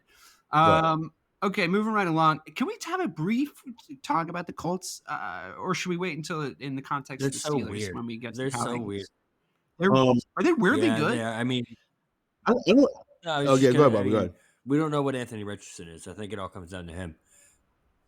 Yeah, he's an enigma. We really have no idea what's going on with him because he's like the Riddler. Because you know they kept saying he's. It's very George Carl like this highly touted prospect, and now all of a sudden Joe Flacco comes in and takes a team that was struggling under Anthony Richardson the past 2 weeks and leads them to a win against probably the best defense in the NFL right now. They looked weird though. They looked weird. The defense had like they looked like they had a little bit of low iron or something coming into the day. Like they couldn't. I mean, I hope this isn't true for the Steelers moving forward, and I think it's whatever to just do this now. I hope that the Colts didn't figure something out because they couldn't get to the QB. The Steelers could not get to the QB that day. Obviously, it was the second most game I paid attention to in my house. Dual screened it. One screen obviously had the Steelers on, one the Bears. And it was a nice kind of, you ever get into that nice rhythm when there's two games on where there doesn't ever seem like there's a play going on at the same time, and you're just really, it's a nice back and forth, Bobby. Yes, I know you know what I'm talking about. But it was a nice little rhythm at the top of the day. But they couldn't get to the QB. They could not pressure the QB. And once they couldn't pressure the QB, they didn't look like the same defense. And I just hope that they haven't put something on tape about that team where it's like, this is how you stop them getting to you. And if you do that, you're kind of good, right? Because we've seen that in other iterances. But in saying that, everyone doesn't have Quentin Nelson though on that line. Yeah, that's true. I mean, that's 100% true. You're not going to have, but that's what I mean. Are they weirdly good? Are they fucking weirdly good? I think that, you know, Richardson has to, I think, once again, he has to think through the game a little bit better. I think that he's very prone to use the athleticism and not think the game as a QB should at that position. Is he not responsible for 2, possibly 3 of the worst 10 throws of the first 4 weeks? He is, dude. Anthony Richardson has. He also has one of the best throws of the first few weeks too. Enigma. It's the enigma, right? There you go. Right? There you go. So, he once again super talented, right? Like, you know, you see flashes of why they picked him as high as they picked him, you know, last season. But once again, if you want to be the guy that gets that second, third contract, right? You have to play the game smarter. And you can't have Joe Flacco come in and fucking show you up. Right, exactly. Where you can't have that's some fucking Deshaun Watson. That is Deshaun Watson. 55-year-old. You have 55-year-old Joe Flacco coming in. You have 63-year-old Joe Flacco coming in and fucking taking over for you. Yeah, you know what I'm saying? It's ridiculous. So you're a 79-year-old Joe Flacco. Yeah, 86-year-old. Exactly. That man is 106 years old. That's crazy. Yeah, yeah, pretty much. So, but it's amazing the resurgence that he's had too, right, late in his career. I think a lot of people, and probably including himself, thought it was over. But it's amazing to see what he's come into the last few seasons. But yeah, I mean, listen, I think styles make fights, and maybe they just had Pittsburgh's number. Sometimes I think you come into a game thinking, as long as we keep it close, we got them, and maybe that's what Pittsburgh thought that day. Which I'm sure that's how they play every game, isn't it? Like I feel like they're just like, especially against a team like that, where the Colts are like more like a tweener, right? They're like there's games where you like, man, like Jonathan Taylor, Michael Pittman, like these boys can go with anybody. Jonathan Taylor's having a season. Like, yeah, and then like, he's a beast. But then you have some moments where you're like, okay, like I can see where they can go 6-11 or 5-12, right? So they're that tweener team where you're like, man, can they figure it out? Will they figure it out? But it still remains to be seen. They have a lot left to be desired, in my opinion. But I'm hoping that Anthony Richardson can figure it out and stay healthy, because if they do, I think they'll be very exciting to watch in the future. Bob, anything else on the Colts? We're good. Nah, fuck them. The Bucks, they fucking smashed the Eagles. I don't know if that's a damning indictment of the Eagles, who are not on the top 10, by the way, or if that is a real sign that this Buccaneers team might actually have some. I think it's a little bit of both, right? Yeah, facts. Yeah, for sure. I don't know if I believe in this Bucks team, to be honest with you. Well, they have the weapons, and it depends on Baker, man. It really does.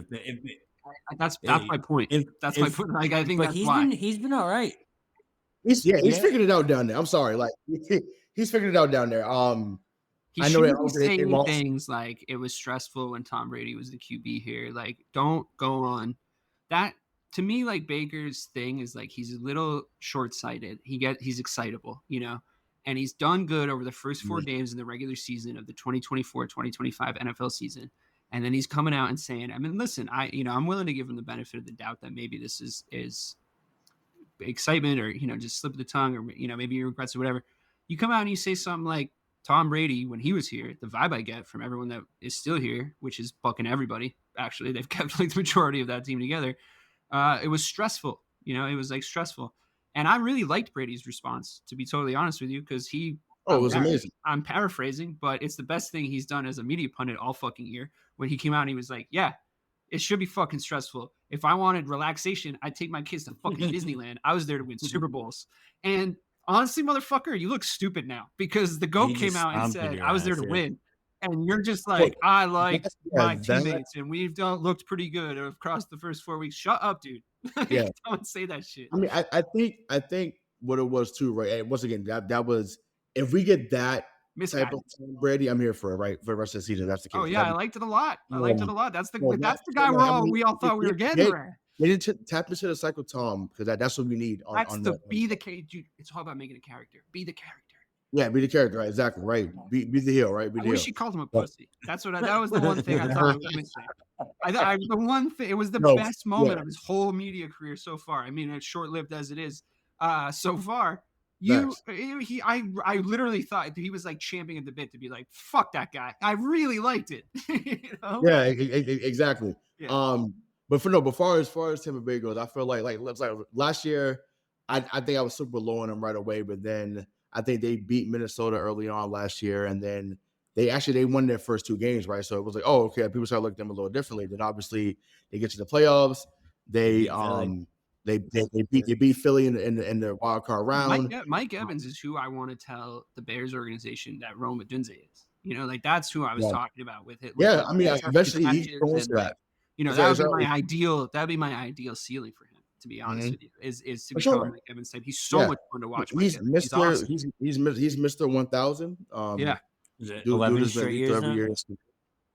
Yeah, because he came in. Yep. So, but Tampa Bay is in, like, they're I think they're kind of where Minnesota was a few years ago, right? Like, you could count them for getting that 9, 10, 11 wins, and they may get a playoff victory depending on who they face.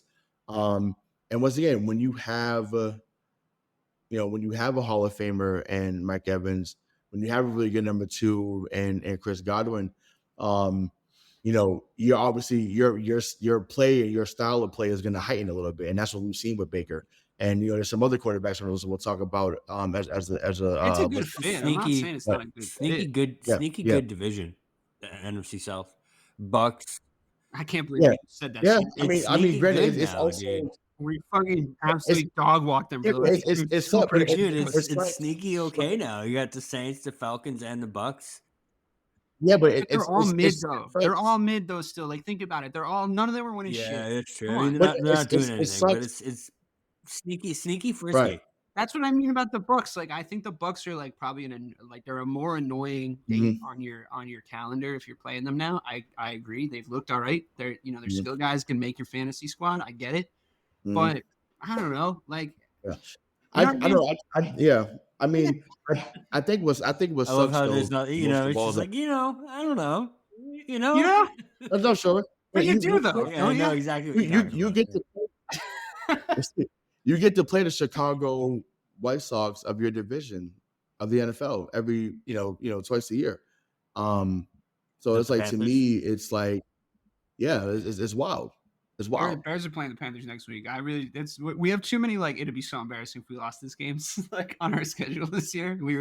Also the Red Rocket coming back. I mean, I'm nervous, but no, I mean, fair enough. Yeah, they could win enough games in that division. If the Saints are going to drop off, I think that they're going to drop off.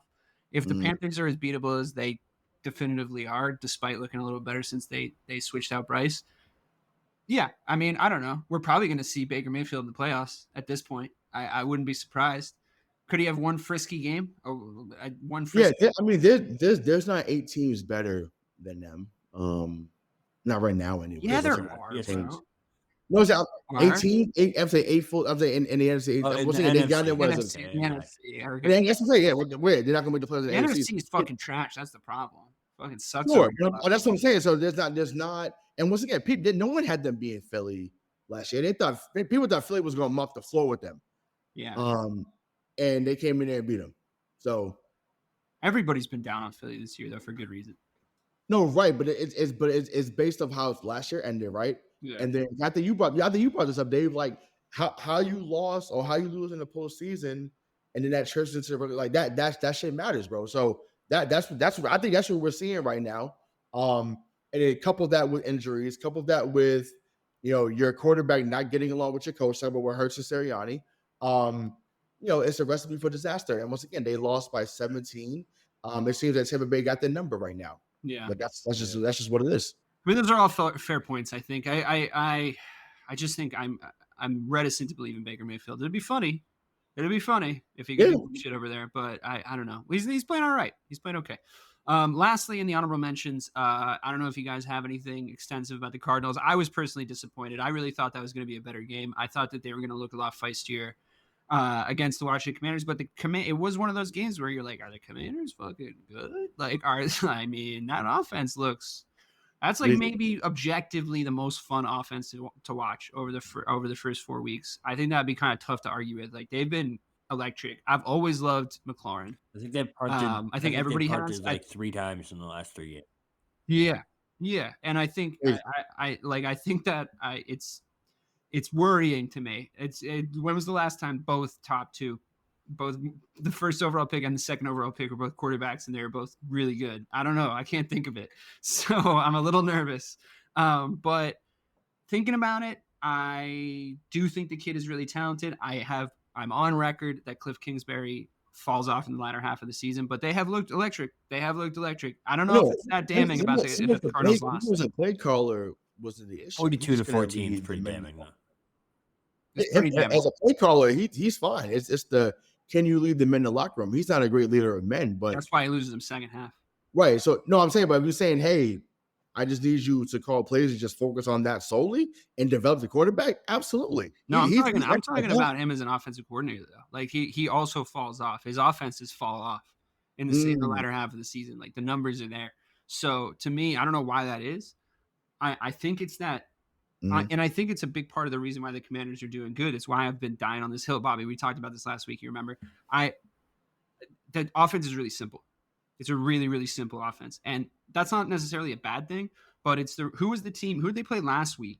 where the team had come in and one of the cornerbacks Bengals? was like, "Oh, they just run a college offense. They just run a one of their corners was like, "Oh, they just run a college offense. You know, they don't run like a real NFL offense." And then it was like, "All right, well, this college offense is fucking Yeah, suck." go stop it though. Yeah, right, exactly, right. So that Yeah, was it's that was okay. a good narrative, right? So, but I do think that they are running like a kind of a simple scheme. They're not giving them a shitload of stuff to do, and I think that's a really good idea.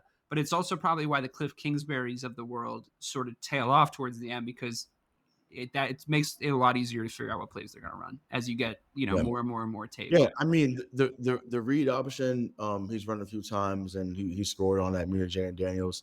Did you see how good Caleb was on those? Right, he read that fucking curse guy coming around the edge every single time. Every single time he read, and I was like, okay, all right, I'll take that. So I think if you're running more of those, I think as the season wanes, you may have to dial those back a little bit. But if you're putting McLaurin in a crosser, Ertz on the seam, Brian Robinson was a really good running back, putting him in the flat giving ball 20 times. They have he's underrated, I think, as a back. Super underrated. I think he's like, agreed. I think he's really good. I think he should be in a conversation at a different tier than he is a lot of the time. Yeah. I mean, listen, the man came out to many men after Bro, he that got was shot. so gangster. That alone let me know like he's the real deal. So I honestly think about that that might way, be the most, way more than I should. That exact scene. Dude. Yeah. Agreed. Quite frankly, like that's the thing you have in your head when you're like spacing out in high school. Like you just like not paying attention to what the math teacher's saying. No offense, Ray, but you're not paying attention to what the teacher's saying. Right. And you're sitting there and you're just doing like fantasies in your head of like the dopest shit. Like you're stopping school shooters. You're fucking, you're fucking saving burning fucking buildings. You're pulling the hottest girl in your math class out of the burning building. Like everything's going great in your head, right? And that's one of those moments where it's like he lived one of those. Like he gets shot, he survives. He comes out to the most savage song ever written about getting shot and surviving, and just blows the fucking roof off the place. And then it still doesn't get enough credit. But you know what? If the man ever wants to come on, MTP will absolutely change the theme music to 50 Cent's Many Men. We'll just figure out the lawsuit later, Craig. And we're perfect to have you on, buddy, because if anybody rates you highly, it's us here at Missing the Point. That is for sure. Fucking savage, dude. I loved that moment so much. That was like my favorite moment of that NFL season. It was so sick. Right. Okay, well, we did all the in my head mention. now over and over again. I know. Should we all just go jerk off? Let's all just go jerk off and come back, and then we'll just do the top 10 because we're back on and we're doing the power rankings. All right, 49ers. I don't think there's a ton of conversation to be had here, guys, that we haven't already said. They're just not meant to be mean. They're so banged up, and it's not meant for me to be mean to you guys at all, but I think that Ray agrees. He's the most down on the Patriots person I've ever heard. It doesn't mean shit that they won that game. It just doesn't really mean anything. So we'll see. I really need them to get healthy. I hope that they manage to get healthy, but it just seems like a season from hell from the second best team in the NFL coming into the season. It was a good right game for San Fran. Right? It was nice they had the Pats though for that. Well, it was a good right game for them. So they needed a second to get off the ground. You could see it. Yeah, so they had already had that loss to Minnesota when people had wrote Minnesota off early on. So I think people were stunned by that. So I think in their minds there was no way we're going to lose to two teams that people thought we should have smacked regardless of who was on the field. Yeah, so, totally. There was a quick moment in the third quarter. They get the fumble, they score, make it a 10-point game, and then they snapped out of it. Got back into reality. That was the most encouraging part of it, I think. Yeah. Right. Once again, when you get hit with adversity, how do you respond? And the Pats didn't come out and smack him in the mouth. What you do to a team like the 49ers to win a game like this is you got to come out and hit them right away. Because first you got to have talent. Yeah, that's good. Right. First you got to come and have talent. Then you hit him in the mouth. Right. First you build a roster. Right. First you build a professional NFL roster. Then you go say, I refuse to be this low on the Pats already. I think. Listen, man, I love you for that. I appreciate that. I know. I just. It warms my heart. I'm in the fucking Ramon J. Stevenson business now. Thanks to you. Thanks for that. Fucking Jesus. If I had played the two running backs I was gonna play before we made that trade, I would have won my game against Craig. You gave me my first win. I got my first win. Way to be. Appreciate you. Because once again, Brian Robinson did great. So shout out to you, Rob, baby. Man, you had yeah, it's great, man. Awesome. We don't want to, but the 49ers made the top 10 because of the talent that they have in their roster and what they're going to look like once they get their guys back. The CMC stuff is fucking pretty brutal. Arthritis in his, he's got arthritis in his dick. What's going on? Keep sitting in. What? At this moment, would you keep sitting? You have to. He's seen specialists in Germany and shit. You have to. Yeah. This season might be a wash. His season might be a wash. It's on the table. I don't know if it's 100%. Yeah, but the running back's going crazy right now. Oh yeah, what's his name? I forget his name, but he's going crazy. Mason. Once again, that's a fucking play system out there. It's a system. It's a system, but also McCaffrey is McCaffrey. You know, like that. Right. It was that 1-2 punch of like how effective that was. You know, he's running his father's system. Remember what that right? used So to be? remember in our day. Remember in our day. Gary. Alandis Gary, Mike Anderson, and Clinton Portis. Yeah, they were the first team to have 1,000-yard rushers. I love Clinton Portis. Shit was insane. So he's running this basically this plug and play. It does not matter who's back there. It matters a little when it's not Christian McCaffrey. Sure, it does. Like it does. From a fantasy perspective, obviously. No, from the team that was in the Super Bowl last year because they went and got Christian McCaffrey. From perspective, right? They was also in it. They've been in the last 3 out of the 5 years. Like they just don't get it done. I'm sorry. Like they're the new Buffalo Bills right now. Sorry, that's just reality. Or they're us. Like it makes sense for me to say though. Like, it's not like they're obviously an NFC rival of mine, but like the way that they are as an organization, like I don't want to tar them with that brush because like they're still the fucking San Francisco 49ers, right? Like they're still the team of Joe Montana and Jerry Rice. They're still the catch. They're still Dwight Clark in the fucking end zone climbing a ladder to the sky. They're still Steve Young, fucking the first ever real like that's why they're such a main staple in the power rankings too, because they have that swag to them still to this day. No, their fucking jerseys look sick. They will always have all those moments. Red and gold is dope. It's great. You know, but gold rush or not, they haven't got the gold now when it matters. Hey. Boom, baby. Is that history lessons? History lessons. The year is 1889. The gold rush is in full swing. Yeah, Dan's greatest sweep in the nation is the Lindy Hop. Okay. Yeah. Just send me a telegram. Yeah. If you get me on the telegram, I was high on laudanum. There's cocaine in my coke. I liked the 40. Yeah. No, actually, what? Is that a myth? Yeah. Is that a myth? No, that's true. Is that a myth? Well, just a little bit. That could be. That's one of those things that you hear, you want it to be true, and then you go Google it later, and it turns out it's complete horse shit, right? Don't Google it. Just let it be true. Yeah. It's true to you. That's right. Look at Trump supporters. It's just about like what's true to you. It's not. It doesn't matter what's actually true. The Seattle Seahawks. Mm-hmm. They were left out at first. I still like them. I thought that was a dignified loss. So you changed your stance on them then? No, I've liked them. I changed. I thought the first one you was kind of on the fence, and then like I think my worry coming into the season was Geno like Smith. the kind of advanced analytics of it all. A little bit of that, but it was also like I think Pete Carroll's a really good coach. Yes. And I was like, I don't know if they like lose the guy that's basically I thought was maybe propping them up potentially. But the new guy's good. McDonald's. The new guy's legitimately fucking good. Yeah, I know he's like 11 years old or whatever, but he's like I know he's like 6 years old or 3 years old or whatever he is. I think he might be negative 3 years old. He's not even an apple of his father's eye yet. But he seems to be good. He coached a good game. He didn't have as talented of a team as the other team, but he got into a shootout with them. You have to do enough to get into a shootout with a team that I know the Lions are a shootout team. I mean, they are, and they always seem to like win those shootouts, and like they walk this like tightrope with Dan Campbell and the way that he chooses to do things. And the more talented team pulled away at the end, and honestly, it was because David Montgomery decided to make like the most hard-nosed run of the NFL season so far because you just can't take that man down. Did he and win I'm like every run? kicking shit He over. won every runs, right? Oh yeah. Oh my God.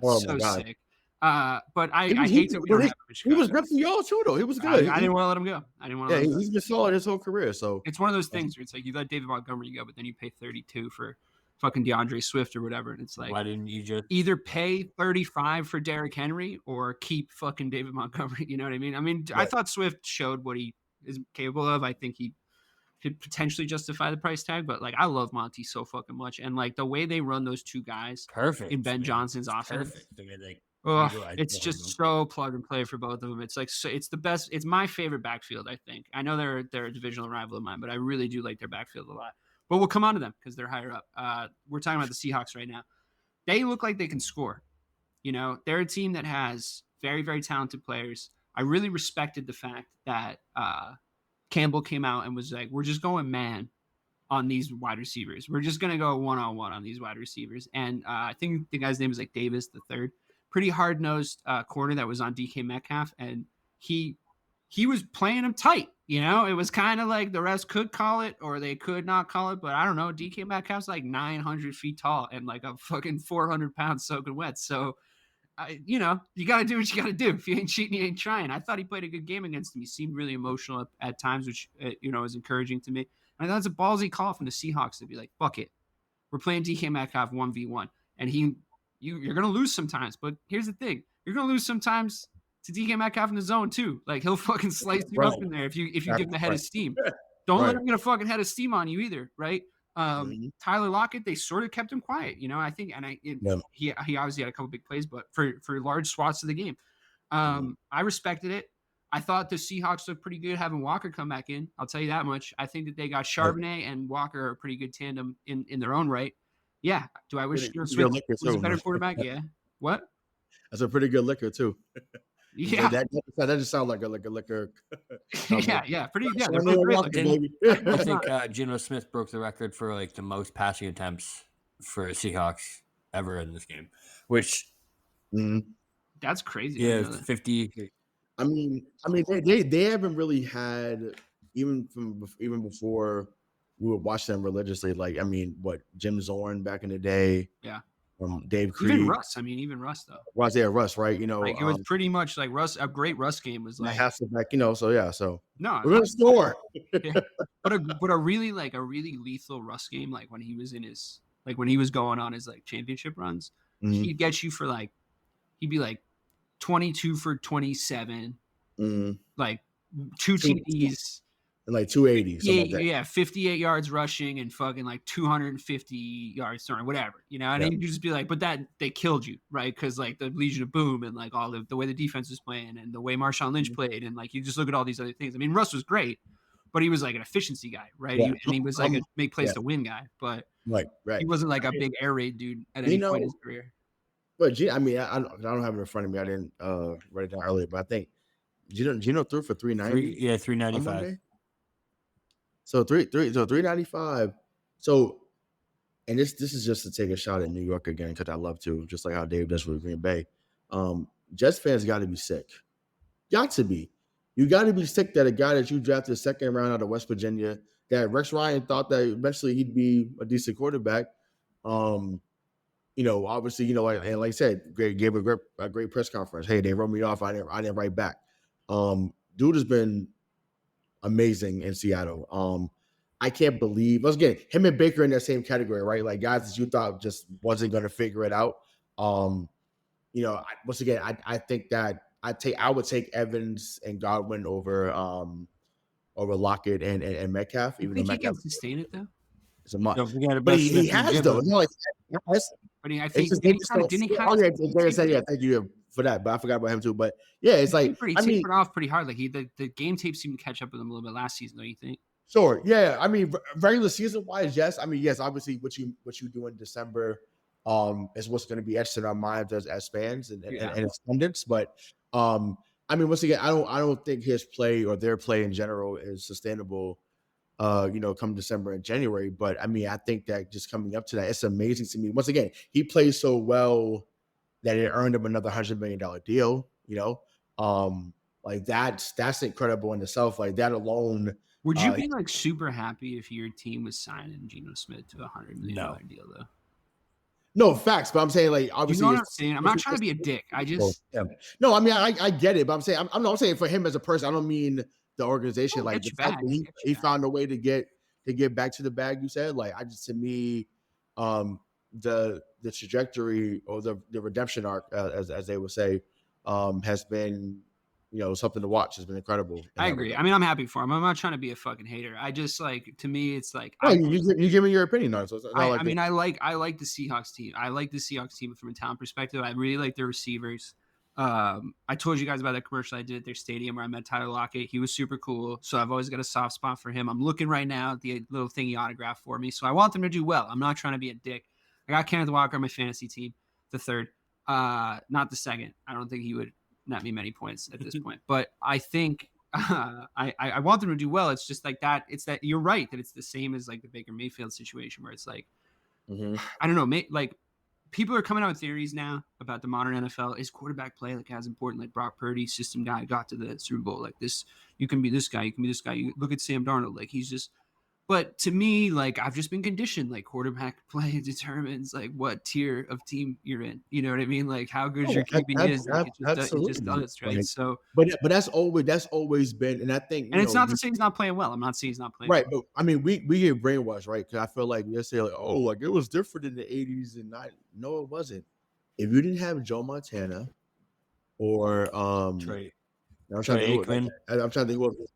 Yeah, Troy Aikman. Like if you didn't have those guys, like let's be real. Like, and yes, once again, there's gonna be someone that hears that says scenarios matter. Yes, they do. We've already admitted to that earlier. Bears did win in '85 with right. Yes, Bears won. So with man. So it's just and he has only had one eye. So no, correct. But once again, but his the way. Yeah, he was only blind. He was blind in one eye when he won a Super Bowl. As he was, and then obviously what you had on offense with Walter, obviously. But it's just like in the '90s, obviously, Steve Young's, the Troy Aikmans, the John Elway's. Like if you didn't have those guys, once again, and now Arbor, Brady. I mean, I was gonna say it became like it really got cemented. Yeah, you had even Big Ben stuck in there and got two. Eli got two. Like you if you didn't have Big Ben was a top 5 QB. Right. Like I mean, he just was. Like, no, I know, but I'm saying I didn't see a point where it's no, like, I know what you mean. Yeah, afraid to say that QB with the couple of exceptions where like a guy that maybe wasn't a top 5 QB had a top 5 QB type performance in the playoffs. Your Flacco's, your Eli Mannings, et cetera, et cetera. With those exceptions in our era, you had to be Tom Brady. You had to be Peyton Manning. You had to be Ben Roethlisberger. You had to be Drew Brees. Like this is just the scenario. You know what I mean? Right. So I get it. I mean that's what I'm saying. It's just in my DNA. It's just like unless you have Josh Allen, Pat Mahomes, unless you have Lamar Jackson, unless you have one of who I consider the best 5 quarterbacks or best 5 guys at their position, however you want to think about it. And even then, like it's not guaranteed. Like I think about someone in the past that played for Cincinnati long before we were born, but. Bruno Esiason, that man was MVP of the league. I know. Got to the Super Bowl and got nothing. Wax is not it's not bad enough to say like they didn't get off the bus and the game was over. Yeah, game was 55-10. Game was over. So it was ugly. I know. You know what I'm saying? So it was just like, oh no. No, I mean the rule. I agree with you. The rule of thumb is still true. Let me correct myself for the fourth. No.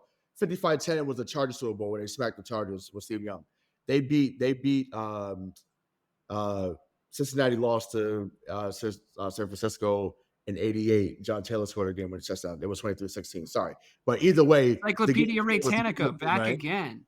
Yeah, back again. So just in case someone's trying to fact check me, I'm like, this is what I do. So, but you can comment. You can comment on there. You fact checked yourself. I thought the rules we weren't going to fact check.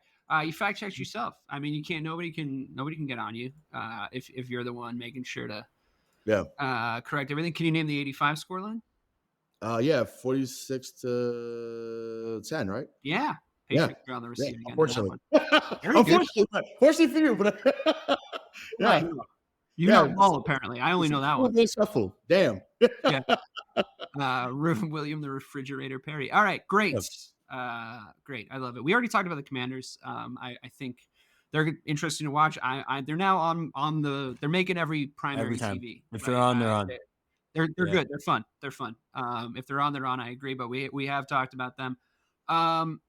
The Ravens, this was kind of my one bugaboo with the list, Bobby. I think the Ravens being below, 2 spots below the team that they came out and dog walked on Sunday Night Football, like really fucking smashed the Bills, like really fucked them up.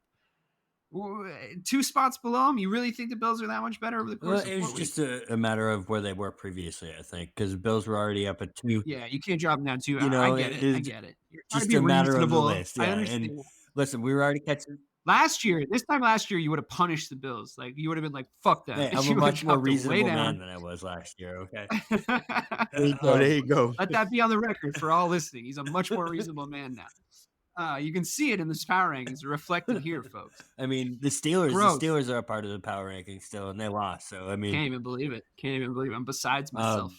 But yeah, the Ravens look fucking sick. did. Derrick Henry's superhuman. I fucking love I gotta watching say, that this is what I'm talking about. Why, like, you can't overreact to the first 2 weeks of the season. It's just you cannot do it. No, can't overreact to the first 4 weeks of the season, Bobby. But don't bring down the whole house of cards just yet, because that's kind of what we're here to do. But it's just when you have a team like the Ravens, you know exactly who they are. You know, this is the argument we have. We already know exactly who they are, what team they want to be, what team they strive to be, and the team that's gonna show up on most Sundays. Just watch them.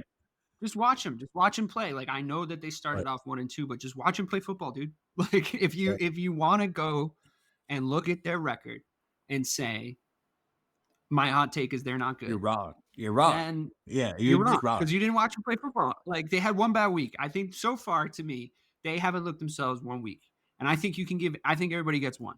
Right? If you looked apart 3 out of 4 even that weeks, game, they had a 10-point lead. Nah, they had a 10-point lead with what, like 7 minutes left or something like that. You can't be losing to the Raiders. They got to wear that one, Ray. They got to wear that one, right? No. I mean, for sure, especially when you know that you're the better team like that. That can't. They might have known that a little too much that week, maybe. No, right.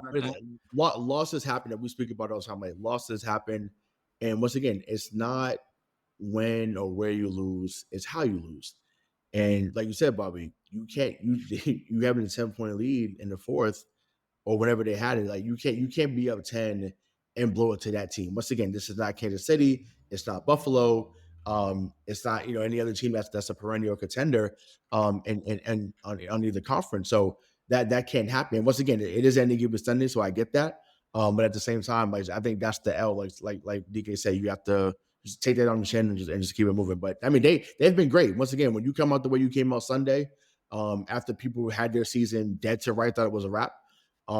They've come out and said, "Hey, we're here to stay." And it's amazing what happens when you lean on the guy that you brought into the offseason to alleviate some of that stress off Lamar Jackson. And it's amazing how much better they look offensively with 22 going crazy back there. Dude, that fucking ground game is insane. There's nothing you can do to stop it. There's literally nothing you can do to stop it. They have fucking howitzer tanks back there. Like, they're just rolling across the French fucking border. The year is 1940, and there's nothing you can do to stop them, you know? The Maginot Line was a bad idea, everybody. The Nazis have taken over France. I'm not saying that they're Nazis. I'm saying they have howitzers. They have huge fucking tanks that they're just... the howitzers are actually smaller, more maneuverable tanks, but not to overextend the metaphor. They're tanks back there. You can't stop Derrick Henry. I don't understand how on that long run... Was that the 88-yarder?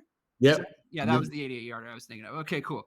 On that 88-yard run on Sunday Night Football, the first fucking offensive play of the game, if I'm not mistaken, they couldn't catch him. The guy's so huge. I was like, surely there's a safety that's going to bounce off him, at least, right? Surely there's like a Gronkowski type hit that's going to happen across the middle of the field. My man hit open space and then went up a gear. And didn't look like he was running that fast, but be honest though. If you're a safety, whether it's free safety or something, you don't want that. You're not right. taking So let's be real. If you see him run through the gap on the stretch play, and he gets to the second level, and he's out. Now, once again, for take purposes. I got you. No, stop. Wait. For take purposes, you have to run to make it seem like you're chasing after them, right? But let's be real. Those guys weren't running full speed to catch him. They wasn't running full speed. No. They was like, you know what? I'm gonna make a business decision and just let him. I'm gonna be part of this highlight regardless. But they saw what happened in Jacksonville a few years back. What happened in Dallas the week before? Yeah. No, but that Jacksonville run on Thursday night a few years back, where he push it that way, went 99 yards. Like, I would say, oh my God. Dude is special. But yeah, a man that's that big should not be able to move that fast. Like, the common wisdom of this, how they built. I guess I was kind of buying into it. It feels so stupid looking back at it now, but the idea that everyone kept espousing of the fact that like Derrick Henry's been an I formation running back his whole career. Lamar needs to be in the shotgun to see the field and like, decide on his options or like move or whatever. And now you look at it and it's like, no, it's fine. Lamar can just go under center. In fact, it'll be totally cool because it's like he can move too, right? Like now you don't know who's going to have the ball in their hands. Now you don't know. And like they still have fucking Zay Flowers going down the field. They still have Mark Andrews going down the field. We should be thankful that they got Derrick Henry now and not a couple years ago. I know. And you better be thankful because, man, I don't know. That was Derrick Henry's still pretty damn good. Dude, he is. But I'm saying, like, but at this is 2020 or 2021, Derrick Henry with Lamar. Look, man, look out.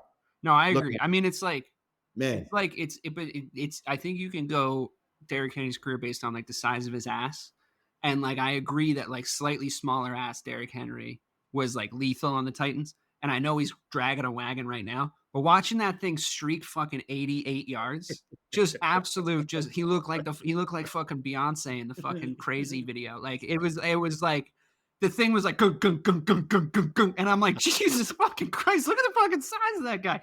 And you're just he's got a way bigger ass now, is essentially what I'm saying, than he did when he was on the Titans. And it's like he's just he's eating well. He's eating well, and he's eating well on the field, and he's eating well off the fucking field, and I fucking love watching him play football. He's amazing to watch. He really is.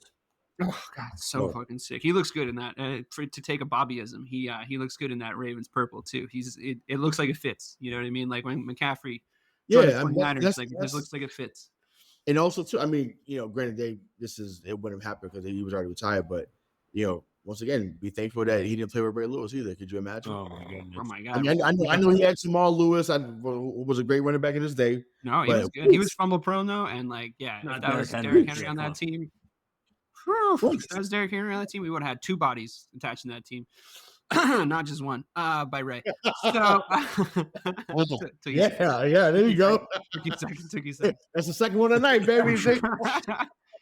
Okay, let's talk their divisional rivals. Let's go across the whatever the fucking bridge is that takes you from Baltimore to Pittsburgh. I'm sure they're right there. I think I don't know very well geography. But I don't think there's a bridge though. No, there's definitely not a bridge. It's definitely like a long road.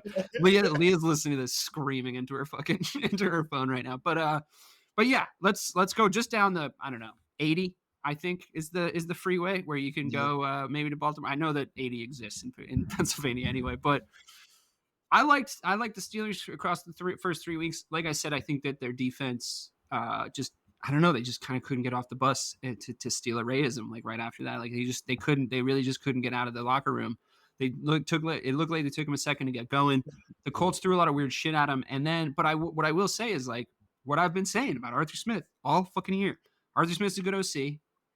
And one thing that I've always noticed about him is that his offense is when he's the OC, not when he's the head coach. I know everyone's got a bad taste in their mouth because of that Atlanta season. I get it. Mm-hmm. When he's the OC, his teams get better week on week. That's what I've always noticed about his offenses. They get better week on week. He's giving Justin Fields like 2 more plays a week to run. Like just easing him in. And he's doing all the right things. Now this week, they couldn't get that run game going. I don't know what the fuck was going on. I mean, I think well, but also I think really what happened is Warren's out. Cordarrelle went down after having like a pretty good. He was about to have a real Cordarrelle Patterson fucking. Remember him? Shouldn't have slept on him game. I was really excited about that because obviously for reasons we talked about at the top of the show, I'm high on him at all times for the rest of his career. No, I mean, listen, New England too. He went with us. Of course. Absolutely. Yeah. Atlanta fans probably feel the same way. We all love him. He was looking to have a good game. He got hurt. It all went to Najee, and Najee had one of those fucking Najee games. Just like Arthur Smith was really scheming good blocks for him across the first 3 weeks, but he was doing that thing where he was like running straight into the fucking last of the. Yeah, he just can't hit a fucking hole. Like can't. It's getting at this phrasing, but he can't hit a hole. And yeah, it's weird. It's like his vision fails him or something. I don't know what it is. He doesn't scan right. He doesn't explode at the right times, but that hasn't been the case. They've been scheming good runs for him. He's going to get 95% of the snaps this coming weekend, and that worries me a little bit because I really do think he's a situational back. But the way I see the Steelers right now is 95% of their games they're not giving up 27 points.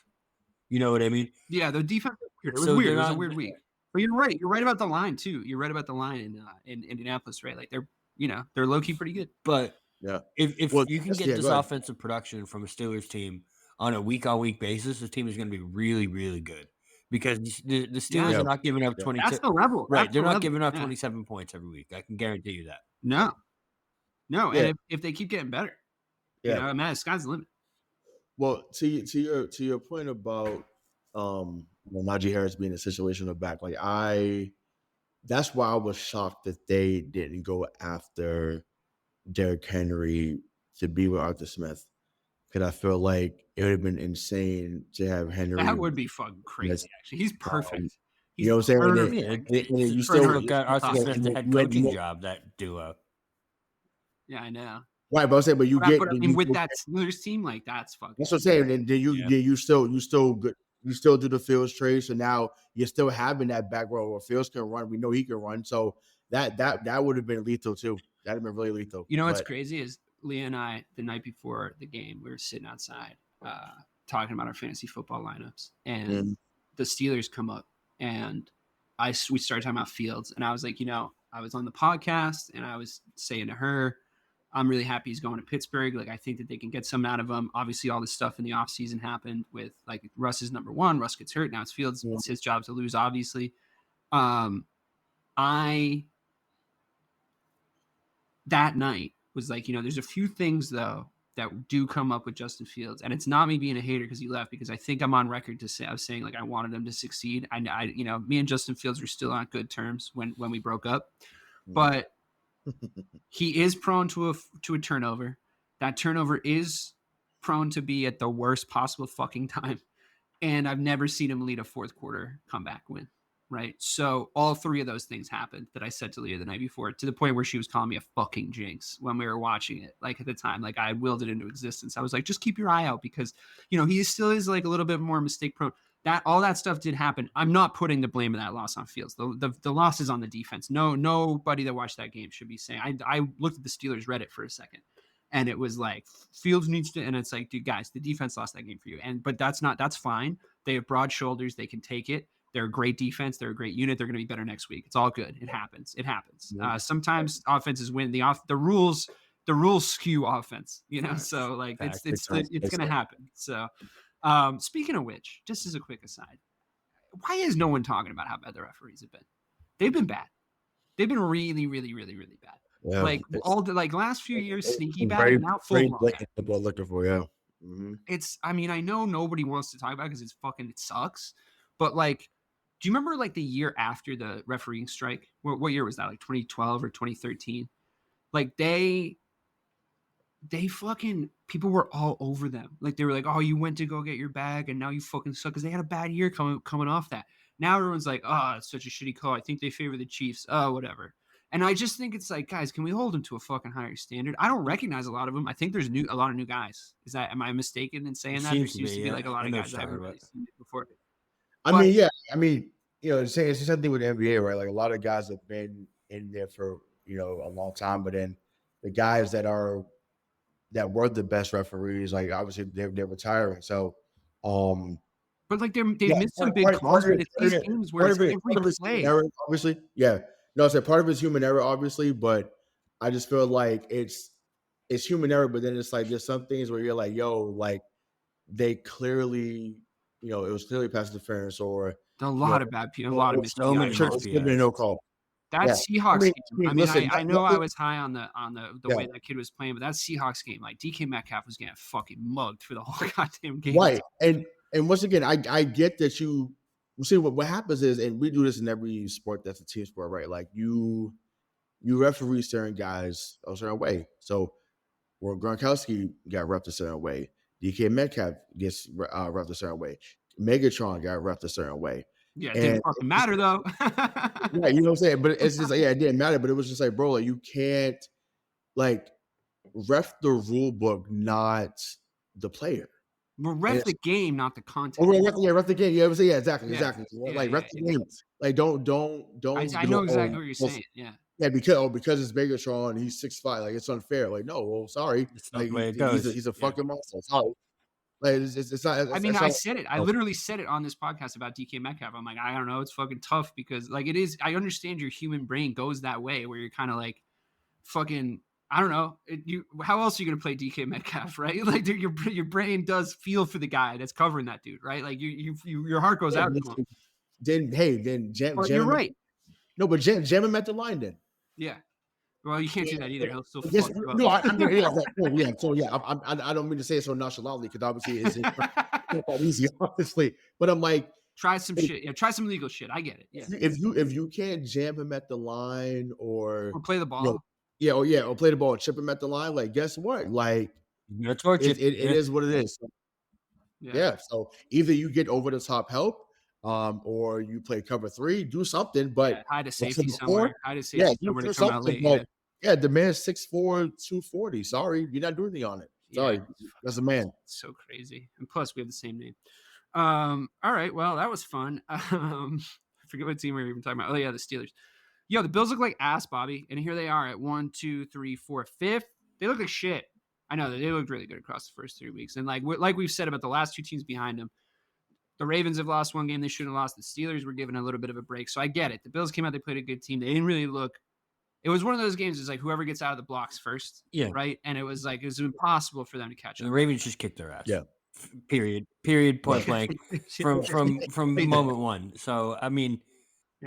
But it wasn't that like way you see the Bills lose. Like it wasn't like mistake prone football. No, they just got their asses kicked. They just got punched in the fucking mouth and then couldn't get back up. And it's a little early in the season, I think, to damn them too hard for that. That's exactly my point. Right. And the reason they didn't drop down further is just because the teams below them, they're not quite there. I feel like the Bills are in their own tier right in the middle here. Right. Yeah. I mean, I don't have anything like groundbreaking because like what a week like this opens up an opportunity for is for us to just kill them right now. And like we talked about earlier, it's like, can we just be reasonable? Like it's not fair. No, I mean, I think because where were they at last week? Were they 3? Yeah, 3. Yep. Yeah. So from 3 going down to 5, I think once again to knock them down two spots is fair.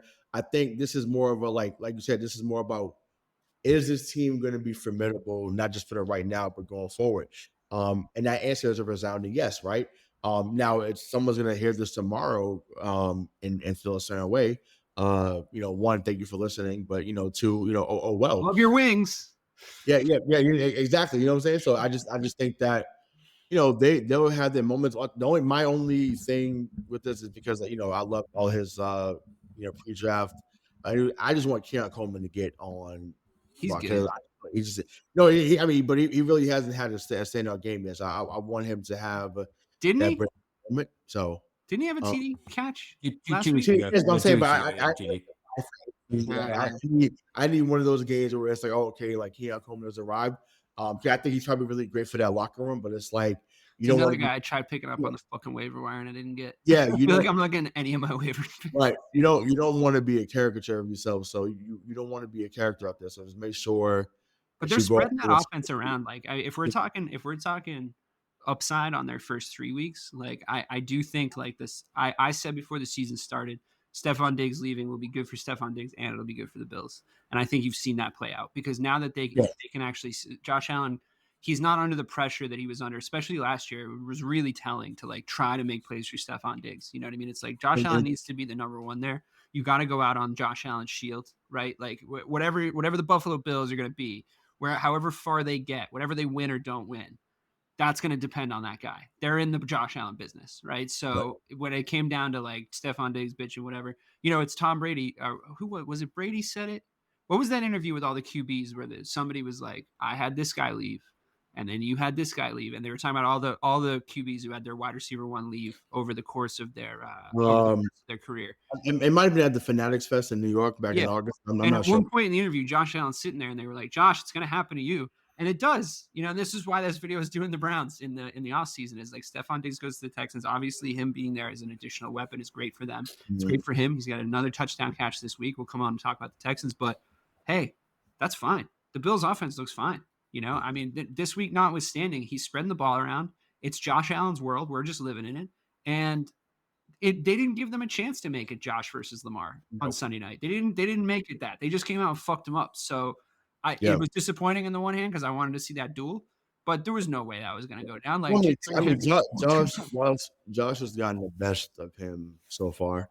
I think that's where Lamar gets the criticism that he gets. You think Josh looks a little better this year, though? Don't you think like him as at quarterback play? Like I think he looks. Well, he's not making the same stupid mistakes that he's always. Yeah, right. When you have to, it's kind of like what happened with Matt Stafford once he lost Megatron, right? Like. You're finding Titus Young. You're finding, the Nate Burlesons. You're finding Marvin Jones Jr., who was a very underrated receiver for his career. You're finding Brandon Pettigrew. So on and so forth. Josh Allen's that guy though. Spread it around. Spread the love. No, correct. That's what I'm saying. So I feel like that's where don't force it into Stephon Diggs in the fucking slot. You know what I mean? It's right, like exactly. Who cares? When you make plays, give Josh Allen the toolkit to just make plays. Don't make him use one hammer. You know what I mean? Like that's the kind of guy he is. He needs to use a lot of different instruments, and I think that it's been the best year of his career so far. Watching him try to do that, regardless. I like that analogy. Yeah, that's good. Now you got when you have to think through the game. Now we have a pick. Many arrows in his quiver. Okay, well, we talked about the Lions already. They're fourth. I really like those uniforms. Really like those uniforms. Yeah, those are cool, right? Leah actually said the same thing. Those are dope. But another guy that folks wrote off, Jared Goff has been. He's perfect. Just set around 18 for 18. Like it's unbelievable. And shout out to Ben Johnson, who's been able to get a lot. I wrote him off. I didn't think he was good. He had that one year where they were still St. Louis, where he was really good for the Rams. Yeah, and they got to the Super Bowl. You know what I'm saying? It's just like. But LA Goff, and then like the compacting that with Stafford going down there and winning, like like the perfect marriage that was Stafford going to Los Angeles, I should say going down there. I'm literally sitting in Los Angeles right now, so coming here and fucking winning, and everyone's sort of saying like, all right, well the Lions aren't built around Jared Goff, and they're not. Like I think that their peak offense is the two guys we talked about earlier in the backfield, and how insane it is that every time they make a running back substitution, the defense probably goes like, oh, fuck. You know what I mean? Like every time a new running back comes on, their running backs can't get tired because they just have like two, I hate to say it because it was a real like Monday Night Football commentary thing, but I think it was Aikman that was like, I think Montgomery's underrated as an open field back, and I think that Gibbs is underrated as a hard-nosed back. And I have always sort of thought that, like I as I've watched them, especially this year, where it's like, I don't know, they put Gibbs in the lane sometimes, and he's like putting his head down, and he's like doing all those things. Gibbs is an all-around like back, man. He's not just that. He's not like Swift. I mean, it's just when you have Montgomery, like I think Montgomery, what I always thought when he was in Chicago, he's such an underrated like third down back or gadget back. Like I think he really has all of those skills. Like if you really want to put him in like a bubble screen, if you want to put him in like a slip screen, he can really make plays like that. But then it's like hard not to draw plays exactly like that up for Jahmyr Gibbs, right? Because it's like, fuck, dude, like that guy's built to do shit like that. Like he's that kind of give him a little space, give him a little wiggle, and it's like, oh shit, he's gone. He's more of like Monty can get you 4 yards every time, probably. You know what I mean? Like he can definitely do it. And Gibbs on paper will probably slash you for 19 at like a few times in a game. But both guys can do both things. It's crazy. I love their backfield. But to your credit though, remember I think last year, because obviously, I think they drafted him 12th overall. Yeah. I was like, I don't think he's gonna take Monty's touch. Right, yeah. But I was like, initially you was like, I don't see the vision, but it was like, but you would challenge them on here, like, hey, you that guy, you at 12, undeniable, right? you're supposed to be, you're supposed to be that guy. So if you're getting drafted that high, you better produce. And now he's been thrusted into that role. So that was honestly like, I get it, I see it now, and I was definitely wrong, but to me, I was just like, I don't know, like, do you not at the time I was like 12th, like, do you not think Montgomery's as good as he is? Because he is definitely a question, and I think that is what happened. No, I think that's what happened. I genuinely think that they didn't know what they had with David Montgomery. I really think that's what it was. Like, I think that they thought that he was something a little one tier lower than he actually is, and now they have this embarrassment of riches. Yeah, but I just think, and it's not just at the running back position. It's most spots if you can find it. It's better now in today's NFL with the lack of practice time and the way that you can be physical, or lack of physicality, I should say, to have those embarrassment of riches at those skill positions, because the more the merrier. The more the merrier. So I think that's probably why they did it. Or have Patrick Mahomes. Those are your two options. You need to have like fucking. Yeah. You either need like 5 game-changing offensive players or Pat Mahomes, and Pat Mahomes is still probably going to beat you. So, yeah. So frustrating. We have Tom Brady 2.0. It's so annoying. I know we just got out of the Tom Brady era, and now I know. I thought it was going to be competitive for a minute. I guess we'll see. I guess we'll never know. All right, moving on. The game works this week. The Houston Texans. Oh, it does. Let's play it. Lions, Vikings, Texans, Chiefs. Chiefs are number 1 overall in the power rankings. Vikings are number 2 overall in the power rankings. Chiefs are AFC. Vikings are NFC. Texans are number 3. They're AFC. Lions are number 4. They're NFC. So let's play the game. Thanks, Bobby. Lions versus Vikings. I mean, this is an easy one, I think. I know the Vikings are number 2 here, and it's hard to justify them not being number 2 because they're fucking 4-0, right? Are they the only 4-0 team left? No, yeah. They're the only. No. It's like Kansas City too. The Chiefs, of course. Yes, of course. The Chiefs. The Chiefs sort of seem like they should have lost at least one of those games, though. But they didn't. We've seen that. Yeah, they've played some close games. I'll put it to you that way. But Chiefs are obviously number 1 for a reason, with a bullet. The Vikings are number 2. The Texans are number 3. The Lions are number 4. But if the Lions play the Vikings right now in the NFC Championship game, and this is the game we always play, it's the Lions. It's the Lions all fucking day. The Lions are walking through them. I mean, I'd love to see that divisional matchup actually happen, especially because it would hurt Packers fans' feelings. But it's the Lions. The Lions are a better team. Like, they just are. So that's that. And then also, weirdly, Texans, sophomore slump? No, not going that far. CJ looked good. They won, but they should have won better. They should have won a few of these games better, don't you think? Like, they look a little sluggish. Can we talk about the Texans? They do look a little sluggish ever since that Chicago game, where I thought they looked really, really well against Chicago. Our shittiness rubbed off. And then all of a sudden, since then, they've looked a little shaky for sure. Yeah, I think Stroud is still good. He's still making plays, but are they almost struggling not being the underdog team? Like, they have a little bit of a target on them now. I could see that. Yeah, I mean, that happens though. That happens sometimes. I think that people are paying attention. They were real surprised around the quarter last year. Right, but I mean, when you play as well as they did, and then they started smacking people towards the end of the year, you're not going to sync up with people. And then once again, you smacked Cleveland in the opening round last year. Yeah, but we like that happening. We now look back and go like, "Ooh, did we give them a little bit more credit than they deserve by beating Cleveland?" Look at this Cleveland team now. I mean, we say that, but it's like the playoffs is the playoffs. Like it's true. No, it's true. You're not beating the Panthers. You know what I'm saying? So like, they were a playoff team at the time. You're right. The playoffs. So yeah, you're right. So it's just like once again, we've learned, and I've learned running the hard way the last 4 or 5 years. Wins are too hard to come by to say that. Yeah, no, you're right. You should be hanging bells on them. I get it. I understand. I mean, a win's a win, and they're still winning their games, right, Bob? I mean, you're the CJ Stroud aficionado. Like, how do you? I know how closely. Ray and I are so much more like, man, I fucking love that defensive end. Man, I love that wide receiver. You're very into quarterback play, I think, despite the kind of goggles that you put over your eyes when you. I mean, all of us are, but despite the goggles you put over your eyes when you watch Dak Prescott. What is it? Dak Prescott halfway through last season. Did you know footwork was important? Anyway, sorry. He's like, you can move your feet different and you play better at QB. Oh my god, I can't. I love it. Just move your feet, right? I love it. That's so good. That's so good. But Bobby, I mean, like you call case in point, you called the CJ Stroud resurgence or resurgence. The initial arrival on the whatever scene. The surge of CJ Stroud. You were like, this guy's the guy last year, and I don't think anything's happened to change my opinion in that. I mean, I think that once there's tape on you, second year, it can be tough, especially when you were that good year one. But what's going on over there? What are you seeing? It's not CJ's fault, right? No, I mean, there's nothing really going on. They lost one game, and no convincing wins yet, though, is my point. Yeah, but I mean, it's like Ray just said, it's the NFL.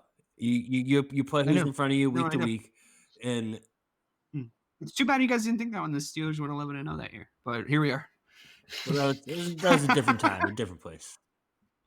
We were all different people back then. So how do you feel about the Packers? How I feel about the Steelers? No, I know it's hard for you guys. It's hard for you guys. So, well, I mean, is it though? Because it's hard for. Well, it is. Believe me, it is. I don't know.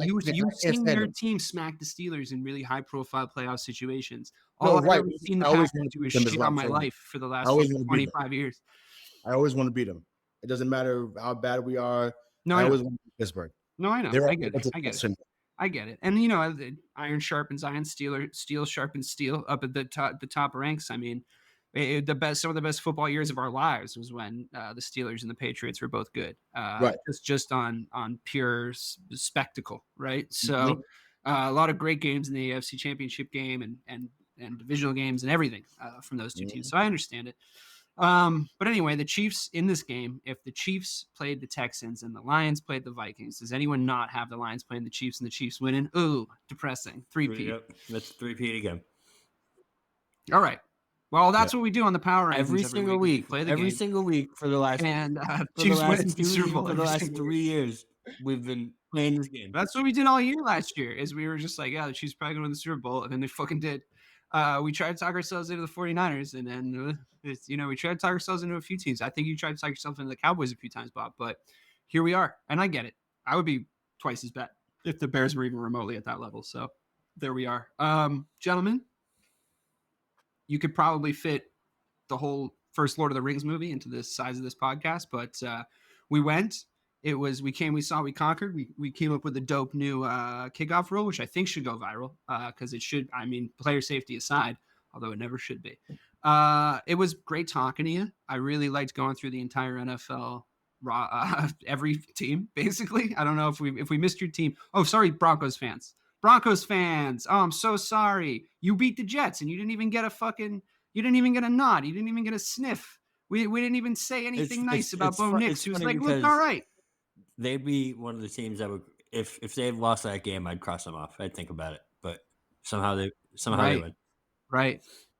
Yeah, but it was the reason we didn't talk about the Broncos fans, and I'm sorry to say this, is because the Jets look bad, but so did you guys.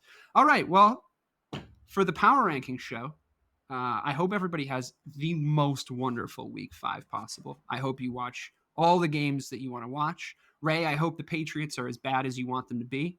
Bobby, I hope that the Dallas Cowboys get done what they're going to get done.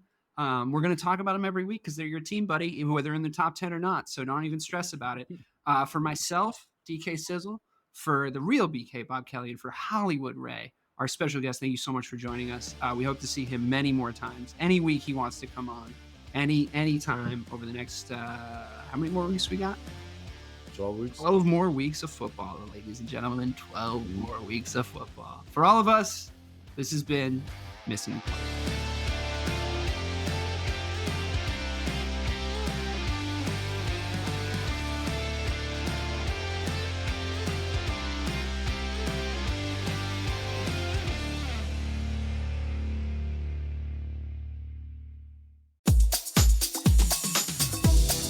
For those of you who dream of a world where music and podcasts live together in perfect harmony, now, for the first time, Electricast gives you a magical compilation, Pod Till You Drop, Volume 1, where we give you the best in tunes and the best in podcasts. Feast your ears and hear the culture. Available now wherever you listen to music. Electrocast.